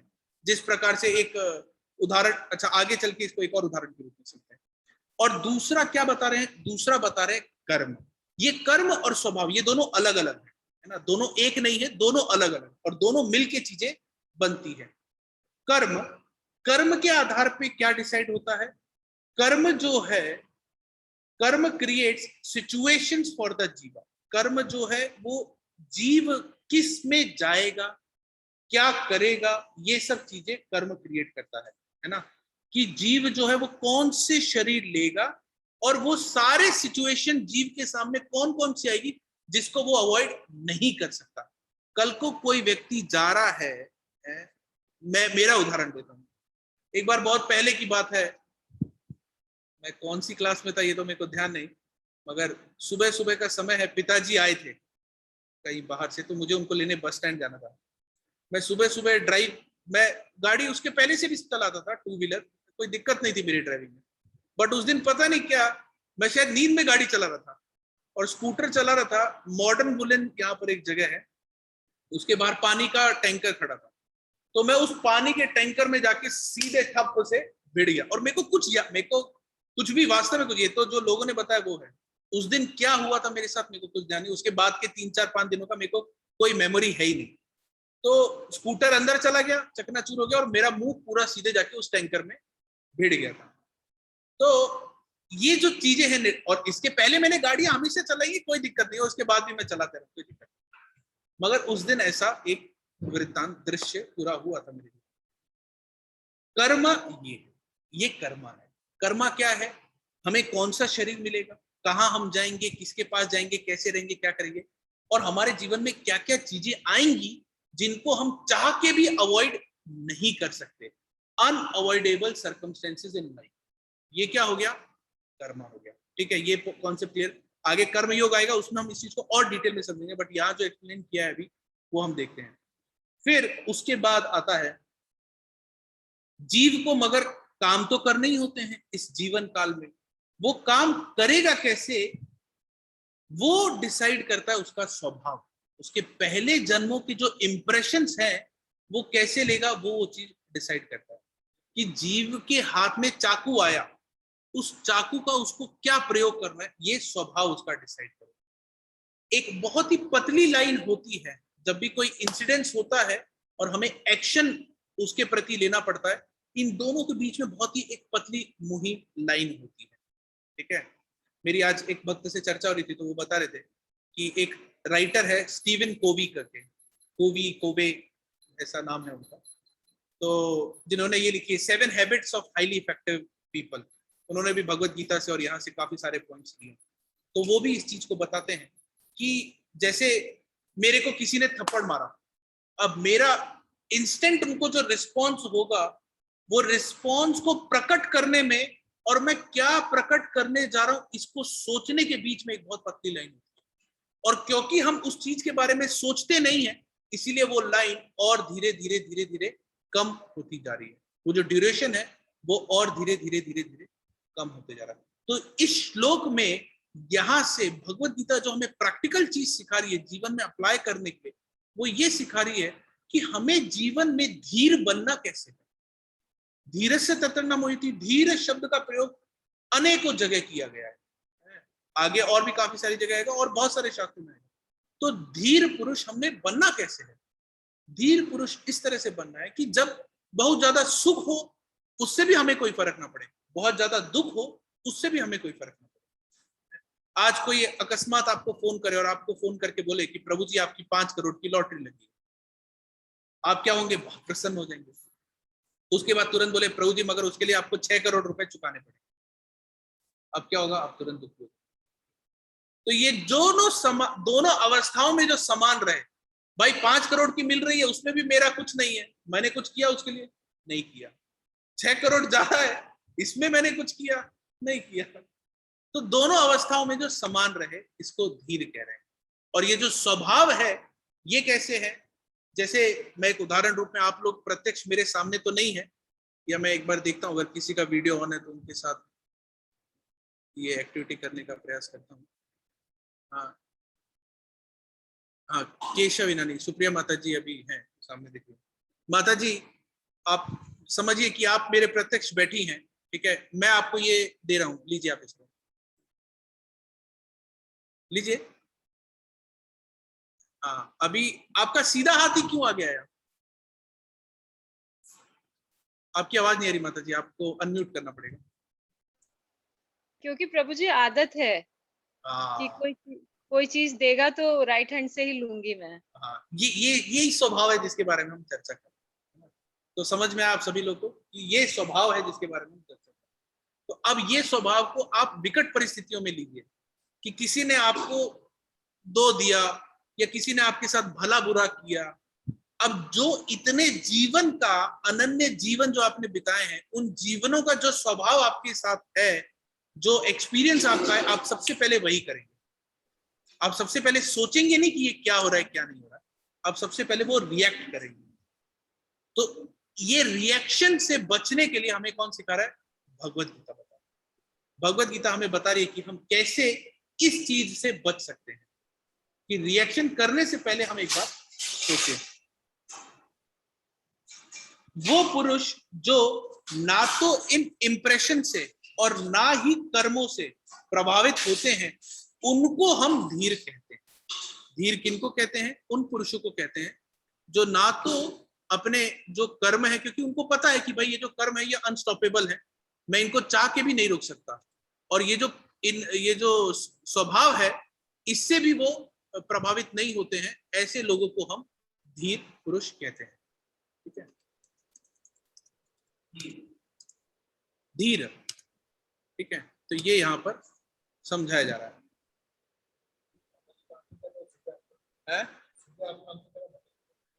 हमेशा से उनकी आदत है कि भाई कुछ भी लेना देना सीधे हाथ से करना ना, तो इसीलिए वो उन्होंने सीधे हाथ से किया, क्योंकि आदत हमेशा से वही है। इसी को स्वभाव कहते हैं। आदत यानी आपके पहले के एक्सपीरियंस से आते हैं। भाई जिसका पहले का एक्सपीरियंस उल्टे हाथ का होगा वो उल्टा हाथ आगे बढ़ाएगा, जिसका पहले का एक्सपीरियंस सीधे हाथ का है वो सीधा हाथ उल्टा बढ़ाएगा। तो ये एक एक्सपीरियंस के ऊपर है, इसी चीज को हम स्वभाव कहते हैं। ठीक है, अब भगवान यहाँ पर एक और बहुत ही महत्वपूर्ण पॉइंट अर्जुन को कहते हैं कि जब भगवान अर्जुन को ये सब समझा रहे हैं कि धीरस्य तत्र न मुह्यति, तो अर्जुन को ये समझाने का क्या मतलब है? अर्जुन को भगवान इसलिए ये समझा रहे हैं कि भाई तुम जो कह रहे हो भीष्म द्रोण ये सब मरेंगे, इन सब की मृत्यु हो जाएगी, पहली चीज तो ये लोग मरेंगे नहीं, और ये शरीर इनका छूटेगा। ये लोग तो शाश्वत रहेंगे, ये शरीर छूटेगा, और ये शरीर छोड़ना तो तुम बहुत अच्छा काम कर रहे हो, क्योंकि ये लोग वैसे ही वृद्ध हो चुके हैं, ये लोग वैसे ही वृद्ध हो गए हैं और इनका शरीर अभी समाप्ति की तरफ ही है, तो तुम ये शुभ काम कर रहे हो। और कुरुक्षेत्र में छोड़ना ये तो उससे भी बड़ा महान शुभ कार्य है, जो कि पहले ही समझाया जा चुका है। तो इसीलिए भगवान कह रहे हैं कि, इसीलिए बता रहे हैं कि ये तो शोक का नहीं खुशी का है कि पुराना जाकर के नया मिलेगा। भाई आपकी पुरानी गाड़ी जब जाती है और घर में नई गाड़ी आती है तो शोक होता है कि खुशी होती है? खुशी होती है ना। तो उसी प्रकार से ये शरीर है, जब आपके पुराने कपड़े जाते हैं और नए कपड़े आते हैं घर में तो खुशी होती है, शोक होता है? खुशी होती है। तो उसी प्रकार से ये शरीर है। बस ये डिस्टिंक्शन को जीवन में अपनाना ये बहुत कठिन है। मैं आप सभी लोगों से प्रार्थना करूंगा कि आप लोग आशीर्वाद दीजिए कि मैं कम से कम थोड़ा बहुत इस पे चल सकूं। ठीक है, आगे देखते हैं। मात्र स्पर्शस्तु कौन्तेय शीतोष्ण सुख दुःखदा आगाम पायुन नित्यस्य ताम तितिक्षस्व भारता। यहां पर बता रहे, हे कुंती पुत्र, सुख तथा दुख का क्षणिक उदय तथा काल क्रम में उनका अंतर्धान होना सर्दी तथा गर्मी की ऋतुओं के आने जाने के समान है। हे भरतवंशी, वे इंद्रिय बोध से उत्पन्न होते हैं और मनुष्य को चाहिए कि वे अविचल भाव से उनको सहन करना सीखे।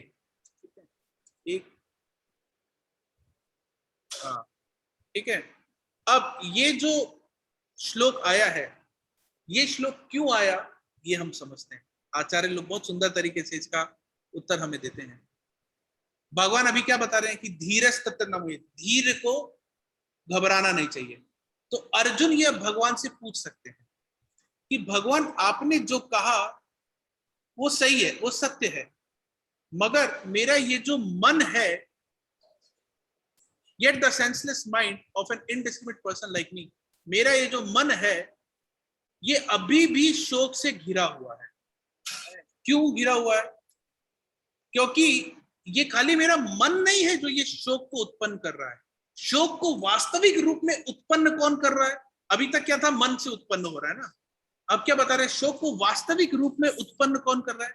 शोक वास्तविक रूप में उत्पन्न कर रही है मेरी ये इंद्रियां, ये जो सेंस ऑफ टच है, ये एक्सपीरियंस है। अभी मृत शरीर पड़ा है तो मुझे शोक क्यों हो रहा है वास्तविक रूप में? मुझे इसलिए हो रहा है क्योंकि अभी तक जो मैं उनके साथ आदान प्रदान करता था, जो मैं इंद्रिय भोग उनके साथ करता था, वो अब नहीं हो पाएंगे। Respective sense object through the impression of the mind also becomes a cause of trouble. मैं अभी तक जो उनके साथ मेरे इंद्रियों के माध्यम से जो आदान प्रदान कर सकता था, वो अब मैं नहीं करूंगा।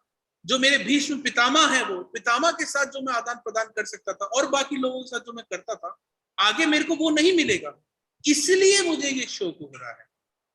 तो अभी तक जो भगवान का कॉन्सेप्ट चल रहा है धीर बनने का और मन के ऊपर का, वो अब अर्जुन ने एक और प्रश्न में उल्टा किया, और भगवान को पता था ये प्रश्न आएगा, इसीलिए भगवान अब यहां पर कह रहे हैं कि मात्र स्पर्शस्तु कौन्तेय शीतोसना सुख दुखदा आगाम पायिनो नित्य से ताम तितिक्षस्य भारत। अब भगवान क्या बता रहे हैं? अब भगवान सीधे यहां पर इंद्रियों के बारे में बता रहे हैं। क्या कह रहे हैं? मात्रा, मात्रा का मतलब है सेंसेस, इंद्रियां। स्पर्श का मतलब है उनको स्पर्श करने से जो हमें मिलता है। ठीक है, तो भगवान को पता है कि ये चीज अब यहां पर जाएगी, इसलिए भगवान पहले ही बता रहे हैं कि मात्रा यानी इंद्रियां, स्पर्श, इंद्रियों के स्पर्श के माध्यम से जो तुम्हें सुख मिलता है वो किसके समान है? वो गर्मी और सर्दी के समान है। जिस प्रकार से गर्मी और सर्दी ऋतु आती है और उनके आने और जाने में कोई जना इतना उनके साथ अटैच नहीं हो जाता है, क्योंकि उसको पता है कि आज गर्मी गई है तो कल सर्दी आएगी, कल सर्दी है तो गर्मी आएगी, कोई जना उसके साथ इतना अटैच नहीं होता है। उसी प्रकार से तुम ये जो अपने इंद्रियों के माध्यम से सुख भोग रहे हो, इससे तुम इतने आसक्त जो है वो मत हो। ताम तितिक्षस्व भारता, तुम इसको क्या करो? सहन करो, टॉलरेट करो। ये जो तुम्हारा मन जो है, जो इंद्रियां हैं, इंद्रियों के माध्यम से जो तुम सुख भोगते हो, जिससे तुम्हारा मन आनंद प्रदान करता है, ये सर्दी और गर्मी ऋतु के समान है और इसको तुम सहन करना सीखो। ये भगवान यहाँ पर निर्देश जो है अर्जुन को दे रहे हैं। ठीक है,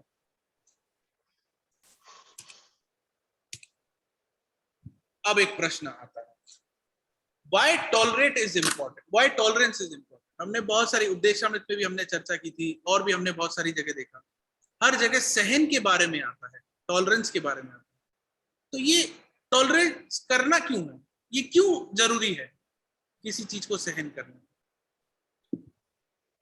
बताइए। हाँ, सहन करना क्यों जरूरी है? चीज को नहीं करोगे तो भगवान का अनुभव कैसे होगा? अपने फेवर की चीज होगी तो अपन कहते हैं मजा आएगा, अनफेवर की बात होगी तो दुख। सबसे बड़ी चीज यही। ठीक है, इसमें भी संभाव रखना पड़ेगा, ये हो सकता है ना लिखा हुआ हो ये तो अपने से गलती हुई।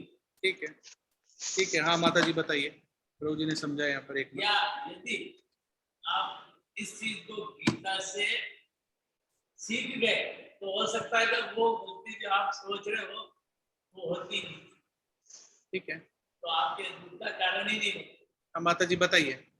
अच्छा, प्रभु जी जिस तरह से मतलब अभी अगर अभी दुख है, सहन करेंगे तो कल को सुख भी है। मतलब जिस तरह से जब एक आदमी को पानी के अंदर डुबोते हैं, तो मुझे एग्जाम्पल बराबर याद नहीं आ रहा प्रभु जी।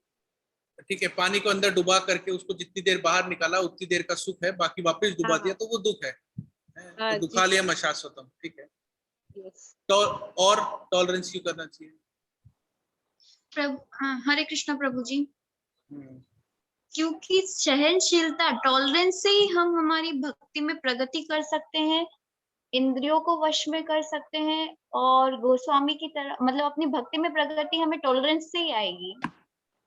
ठीक है, कोई प्रभुपाद का उदाहरण आप देख सकते हैं कि प्रभुपाद जी ने कैसे अपने जीवन में क्या टॉलरेट किया, कैसे क्या किया प्रभुपाद 70 इयर्स की एज में भी उन्होंने शिप में उनको जाना पड़ा, वहां पर उनकी तबीयत ठीक नहीं थी और हिप्पियों ने उनका विरोध किया, तो भी उनको टॉलरेट करके उन्होंने उनको भक्ति नहीं छोड़ी और उनको फिर लास्ट में एट लास्ट में चेंज करा पूरा उन्होंने। ठीक है, और कोई जो ये उदाहरण बता पाए? हरे कृष्णा प्रभु जी। हाँ प्रभु जी। दंड प्रणाम प्रभु जी। प्रभु जी, टॉलरेंस इसलिए जरूरी है कि हमेशा समय एक जैसा सिचुएशन हमारे लिए हमारे मन के अकॉर्डिंग अनुकूल नहीं रहती है। अब जैसे प्रभुपाद जी गए थे तो प्रभुपाद जी को वहां को बहुत टॉलरेट करना पड़ा। कई बार वो जैसे टॉयलेट की लाइन में जब खड़े होते थे तो हिप्पीज उन्हें खींचकर पीछे कर देते थे स्टार्टिंग में, तो इस तरह की उन्हें समस्याओं का सामना करना पड़ा। तो उसी तरह एक भक्त को जब प्रचार करता है भक्त, तो उसको इस तरह के बहुत सारे ऑब्स्टिकल्स आते हैं। कभी तो उसको लोग सपोर्टिव भी मिलते हैं और कभी लोग बिल्कुल उसको मतलब लेग पुलिंग वाले भी मिलते हैं। तो उसको हमेशा संभव हो के इन सारी सिचुएशन को टॉलरेट करना चाहिए। तो इसलिए टॉलरेंस जरूरी है, क्योंकि इनकेस अगर टॉलरेंस नहीं होगी तो भक्त अंदर से डीमोटिवेट हो जाएगा, टूट जाएगा और वो उसका स्तर डाउन हो जाएगा। ठीक है, और हरे कोई कृष्णा बताएगा? प्रभु जी, सहनशीलता से हम कर्तव्य पालन में भी दृढ़ होते हैं, जो कि जैसे हम ये 4 नियम का पालन है इसमें, तो उसमें दृढ़ता आती है। भक्ति में प्रगति के लिए सहनशीलता बहुत ही अनिवार्य है। ठीक है, मंगला आरती है तो जाना है, नियम है तो पालन करना। जब तक हम ये प्रिंसिपल से चलेंगे तो ठीक है। प्रभुपाद के जीवन में हम कैसे देख सकते हैं कि प्रभुपाद ने क्या क्या सहन किया, कोई बता सकता है?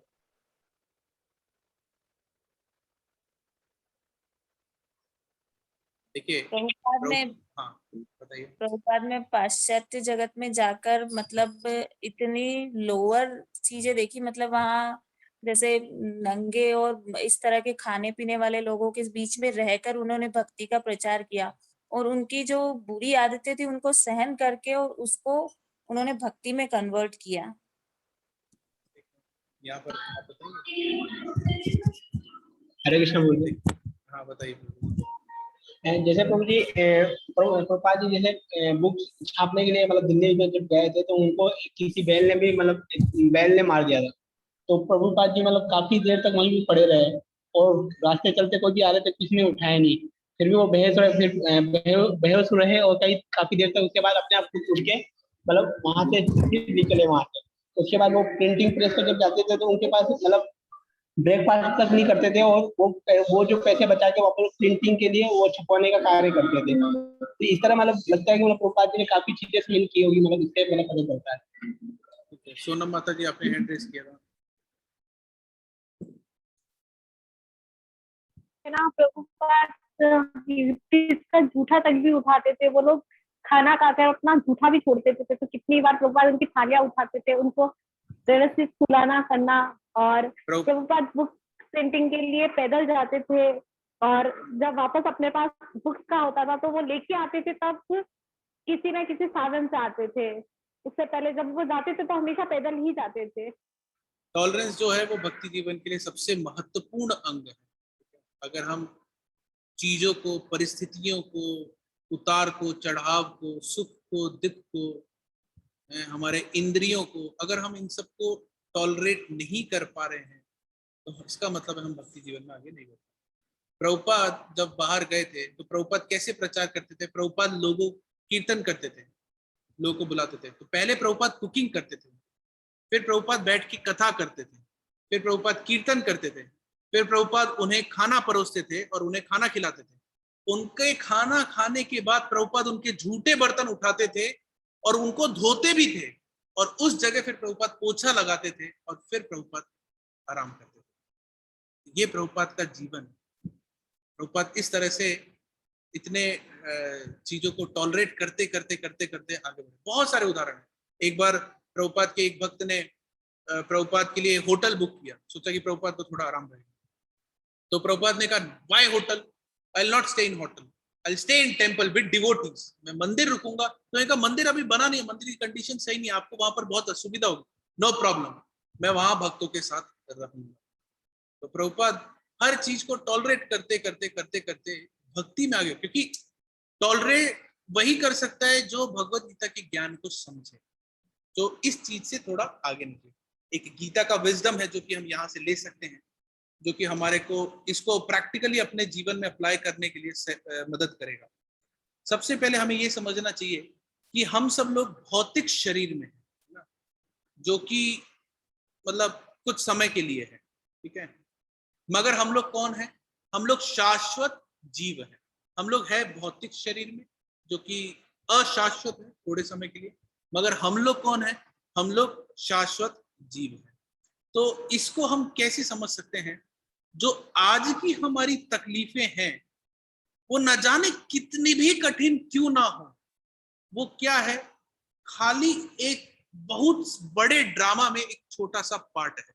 जिस प्रकार से एक हीरो जो होता है पिक्चर में, कभी कभी हम देखते हैं तो पिक्चर में कभी कभी शुरुआत में पिटाई भी खूब खाता है, उसके साथ बहुत बुरा होता है, कभी कभी उसके घर वालों को किडनैप कर लिया जाता है, कभी उसी को खूब पीटा जाता है, खूब देर तक वो पीटता है, मगर वो सब पिटाई को सहन करता है। ये थोड़ा ना कहता कि मैं मूवी नहीं करूंगा, तुम लोग मेरे को पीटते हो यार शुरुआत के आधा घंटा, मेरे को पसंद नहीं, वो पीटता है और उसको स्वीकार कर, क्योंकि उसको पता है खाली ड्रामा चल रहा है और वो आगे उस ड्रामा में बढ़ता रहता है। और अंत में क्या होता है? जीत किसकी होती है?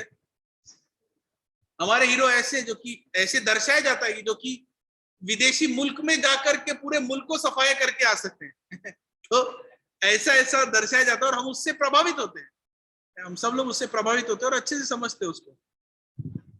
तो हमें हमारे जीवन के लिए भी यही समझना चाहिए कि ये बहुत लंबी एक पिक्चर चली आ रही है, उस पिक्चर में ये आधे घंटे का हमारे को रोल मिला है। ये जीवन है ये अभी 10-15 मिनट का हमारे को रोल मिला है। इस बड़ी पिक्चर में ये जो रोल है ये 10-15 मिनट का है, जिसमें अभी फिलहाल हम पिट रहे हैं माया से, मगर अगर हम सहनशीलता से आगे बढ़ते रहे और भक्ति में आगे प्रगति करते रहे, भगवान के उपदेशों का, गुरु का पालन करते रहे, तो हमारी विजय जो है वो निश्चित है। तो ये जो पिक्चर है इसका खाली हम एक सीन अभी कर रहे हैं, अभी पूरी पिक्चर जो है वो बाकी है, ठीक है। तो हमें ये सोच करके काम करना चाहिए, our whole lifetime is just one small part in a multi-lifetime plot that extends to eternity कह रहे हैं कि हमारा जो लाइफ टाइम है ये खाली एक स्मॉल पार्ट है, ये हमारा जो पूरा जीवन है ना, ये अभी ये जो हमारा लाइफ टाइम चल रहा है ये एक बहुत छोटा सा पार्ट है। किसका?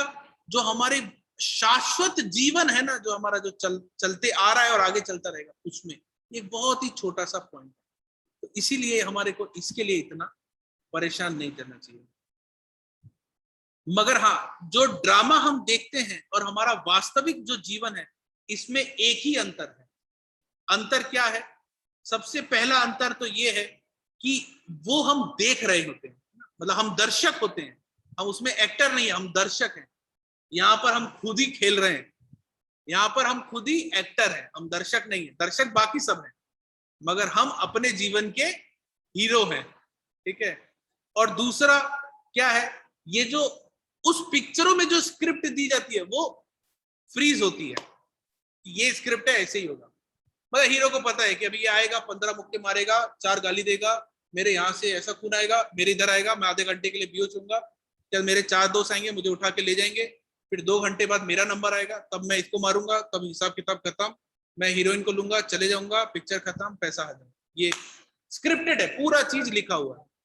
मगर हमारी पिक्चर सबसे मजेदार पिक्चर है, हीरो को भी नहीं पता कि अगले सीन में क्या होना है, कौन सी पिक्चर में ज्यादा आनंद आएगा। अगर आप सोचिए, अगर आप एक मूवी देखने जा रहे हैं और आपको किसी ने पहले से ही सारी स्टोरी बता दी कि अरे यार वो मूवी में ऐसे, तो आप क्या कहेंगे? अरे यार पागल है क्या, सारा मजा तूने खराब कर दिया।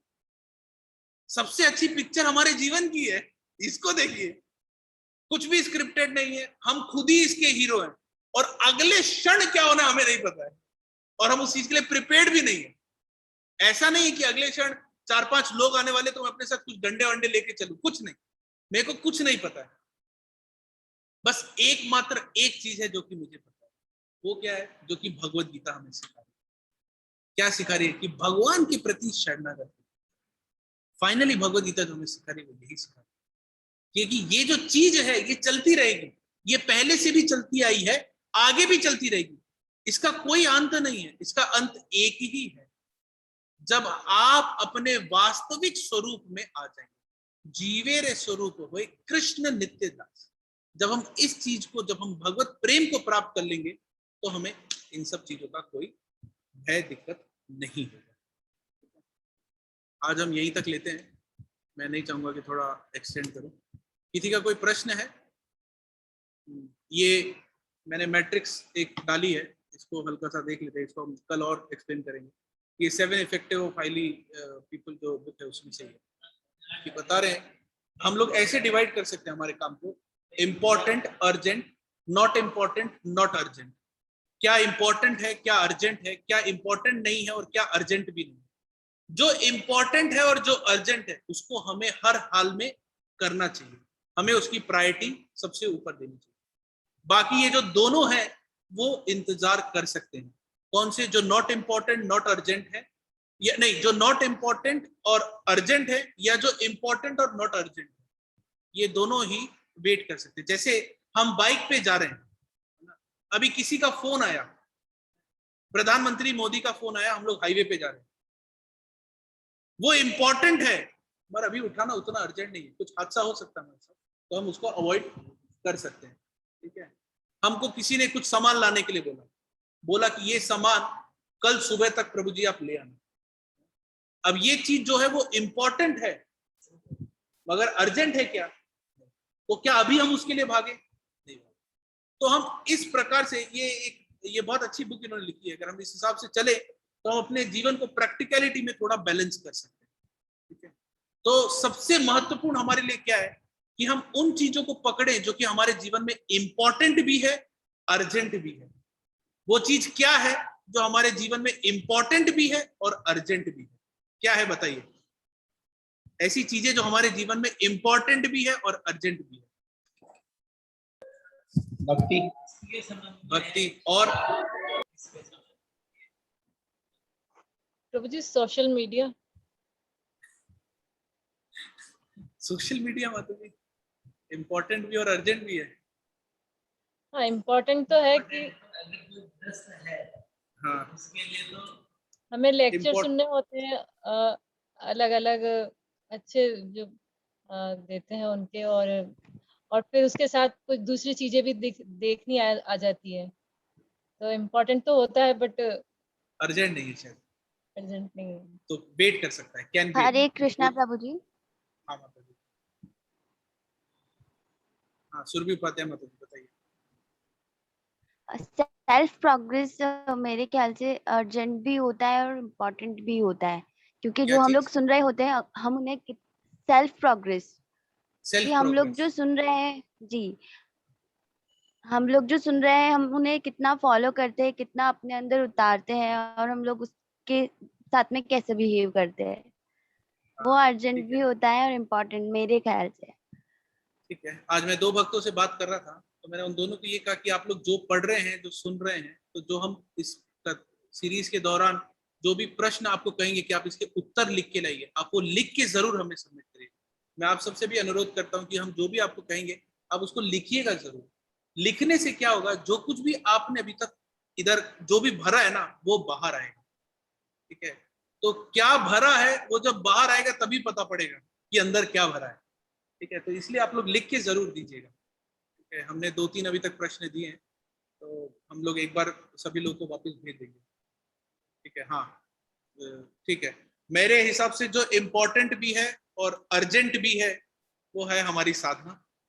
प्रभुपाद कहते हैं 99% of your spiritual life depends on your chanting. तो जो अर्जेंट भी है और इम्पोर्टेंट भी है, जो सबसे प्रायोरिटी पे हमें करनी चाहिए वो है हमारी साधना, हमारी जपा। और प्रभुपाद हमेशा से कहते थे read my books, read my books, read my books. Prabhupada हमेशा चाहते थे कि उनके जो शिष्य हैं या जो फॉलोअर्स हैं वो उनकी पुस्तकों को बहुत गहराई में पढ़ें। तो ये प्रभुपाद हमेशा से चाहते थे, तो और ये हमारे भक्ति के लिए बहुत महत्वपूर्ण है। तो ये दो चीजें ऐसी है जो कि इम्पोर्टेंट भी है और वेरी अर्जेंट है, हमें तुरंत इसको करना चाहिए, क्योंकि हमारी पिक्चर में अगले क्षण क्या होना है वो हमें पता नहीं। तो हमें इस क्षण के बारे में बस सोचना है और इसे परफेक्ट करना है। किसी का कोई प्रश्न है?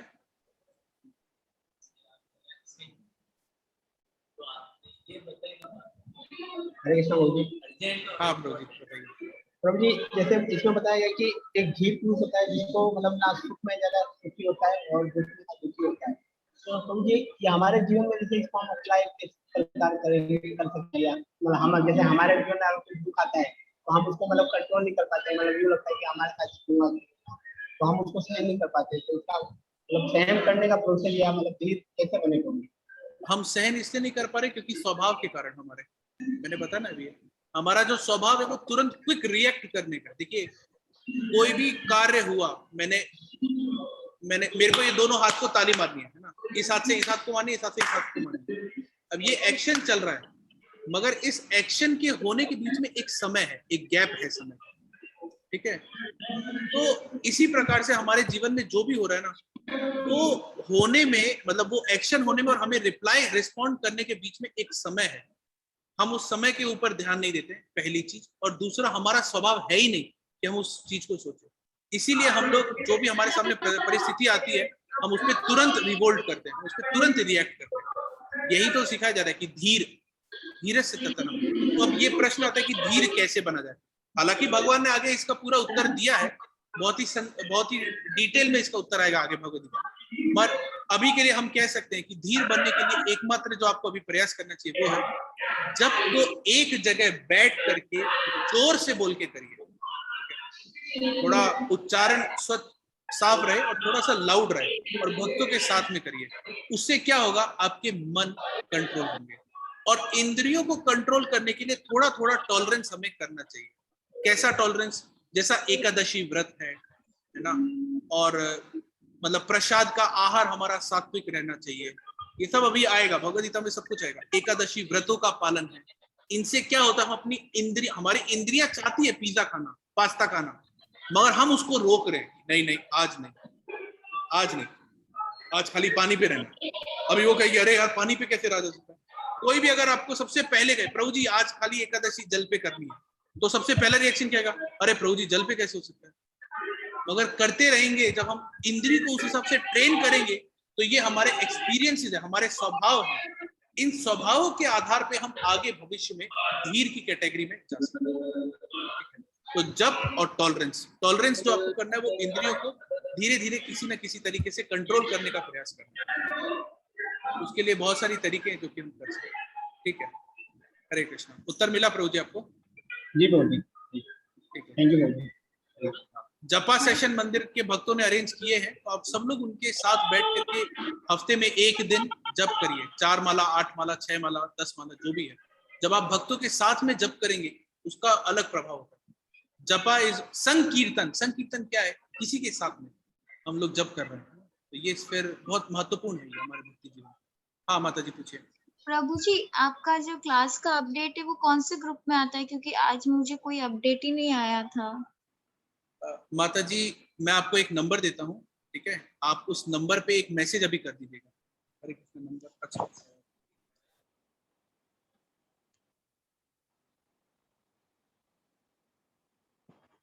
हाँ 8791 8791 911 911 466।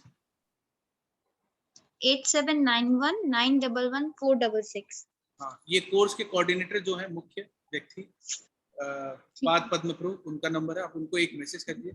इधर काफी सारे लोग हैं जिनको मैं उतना पहचानता नहीं हूँ पर्सनली, तो मैं उनसे चाहता था बात करना, मगर समय के अभाव के कारण मैं कभी कर नहीं पाता। एक सुरभि दोषी माता जी और सुरभि उपाध्याय माता जी।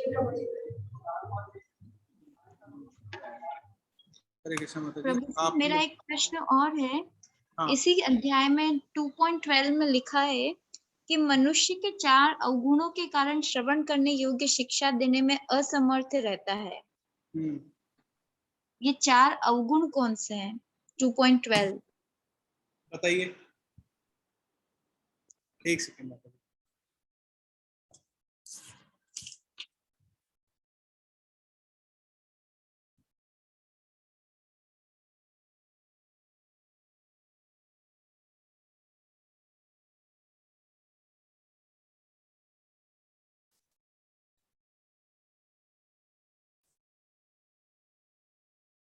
माता जी लाइन बताएंगे कहाँ पर लिखा है ये?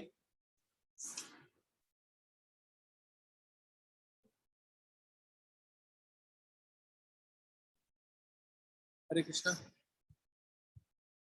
हाँ प्रभु जी, जो यह मायावादी सिद्धांत की मुक्ति वाला पैराग्राफ है ना, हाँ ठीक है। ये शायद फर्स्ट सेकंड थर्ड पैराग्राफ है। उसकी कौन सी रोकने जो ना 60 उसकी 16th लाइन है।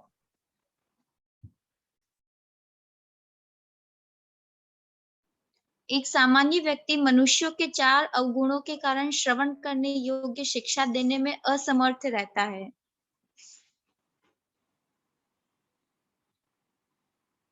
हाँ ठीक है। डिवाइस जिन लोगों ने किया भाई, शुरुआती पहला सेशन में क्या है? हाउ कैन आई सी, नहीं भगवान को देखने के हमारे क्या क्या इम्परफेक्ट सेंसेस है हमारे, ठीक है। मैं एक बार फिर से आपका लाइन कर लेता हूँ।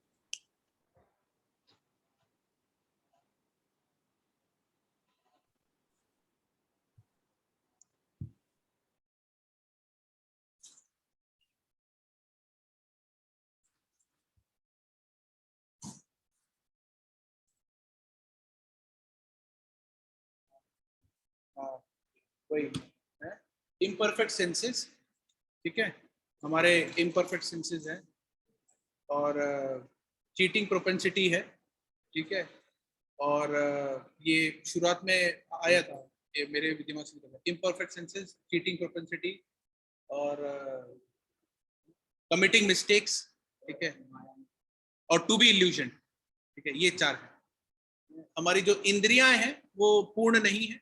हमें जैसे एक सीमित दूरी तक दिख सकता है, मेरे को तो वो भी नहीं दिख सकता चश्मा लगा, तो हमारी इंद्रियां पूरी नहीं है। तो जिसकी चीजें ही पूर्ण नहीं है वो कैसे पूर्ण व्यक्ति के बारे में ज्ञान दे सकता है? तो यहाँ पर इसीलिए ये बता रहे अ कॉमन मैन के बारे में, भक्तों के बारे में नहीं बता रहा, गुरुओं के बारे में। A common man with all 4 defects of human frailty is unable to teach that which is worth hearing. तो वर्थ हियरिंग जो है वो एक साधारण मनुष्य से हम नहीं सीख सकते, क्योंकि वो जो भी सिखाएगा वो तो व्यापारीकरण और अपनी बुद्धि का प्रयोग करेगा। और उसकी बुद्धि में पहले ये 4 दोष है कि उसकी इंद्रियां सही नहीं है, उसको झूठ बोलने की आदत है, उसको गलतियां करने की आदत है, और जो भी उसने गलत काम किया उसको छुपाने की आदत है, और उसको भ्रम में रहने की आदत है। तो इस वजह से वो वास्तविक ज्ञान नहीं दे सकता। तो इसी वजह से वास्तविक ज्ञान जो है वो कहाँ से मिलेगा? वास्तविक ज्ञान हमें मिलेगा परंपरा से, भगवत गीता से। जब हम प्रामाणिक रूप से परंपरागत तरीके से भगवत गीता से पढ़ेंगे तो हमें वास्तविक ज्ञान मिलेगा। ये यहाँ पर समझा जाए। तो ये 4 डिफेक्ट्स वही हैं, ठीक है। आपने शायद पहले पढ़े होंगे, ठीक है। 4 डिफेक्ट्स है। एक तो इम्परफेक्ट सेंसेस है ना, हमारी जो इंद्रियां हैं वो परफेक्ट नहीं है, ठीक है। जैसे कि आपके ट्रेन की पटरी पे हम खड़े हैं, अब ट्रेन की पटरी जब हम देखेंगे तो दूर हमको मिलती हुई नजर आती है, तो क्या ट्रेन की पटरियां वाकई में मिल रही हैं? नहीं, मगर हमें ऐसे दिखाई देती है। तो हमें चीजें जो है वो वास्तविक जो सत्य है वैसे दिखाई नहीं देती है, ठीक है। मिराज सड़क पे पानी जो होता है, ठीक है, हम एक फ्रीक्वेंसी तक कान से सुनाई दे सकते हैं। भाई चमगादड़ भी बातें करते हैं, बाकी लोग भी बात करते हैं, बट अब उसको हम सुन नहीं सकते, क्योंकि हमारी इंद्रियां जो है वो पूर्ण नहीं है, ठीक है। और फिर क्या है? टू बी इल्यूजन, कि हमें धोखे में रखा जाता है। हमारी स्कूल की जितनी पढ़ाई है सब वो उसी पे आधार है, टू बी इल्यूजन पे या भ्रम में रखने पे। फिर कमिटिंग मिस्टेक्स, हम लोग बार बार गलती करने के हम लोग वो रहते हैं कि हम लोग बार बार गलतियां करते रहते हैं।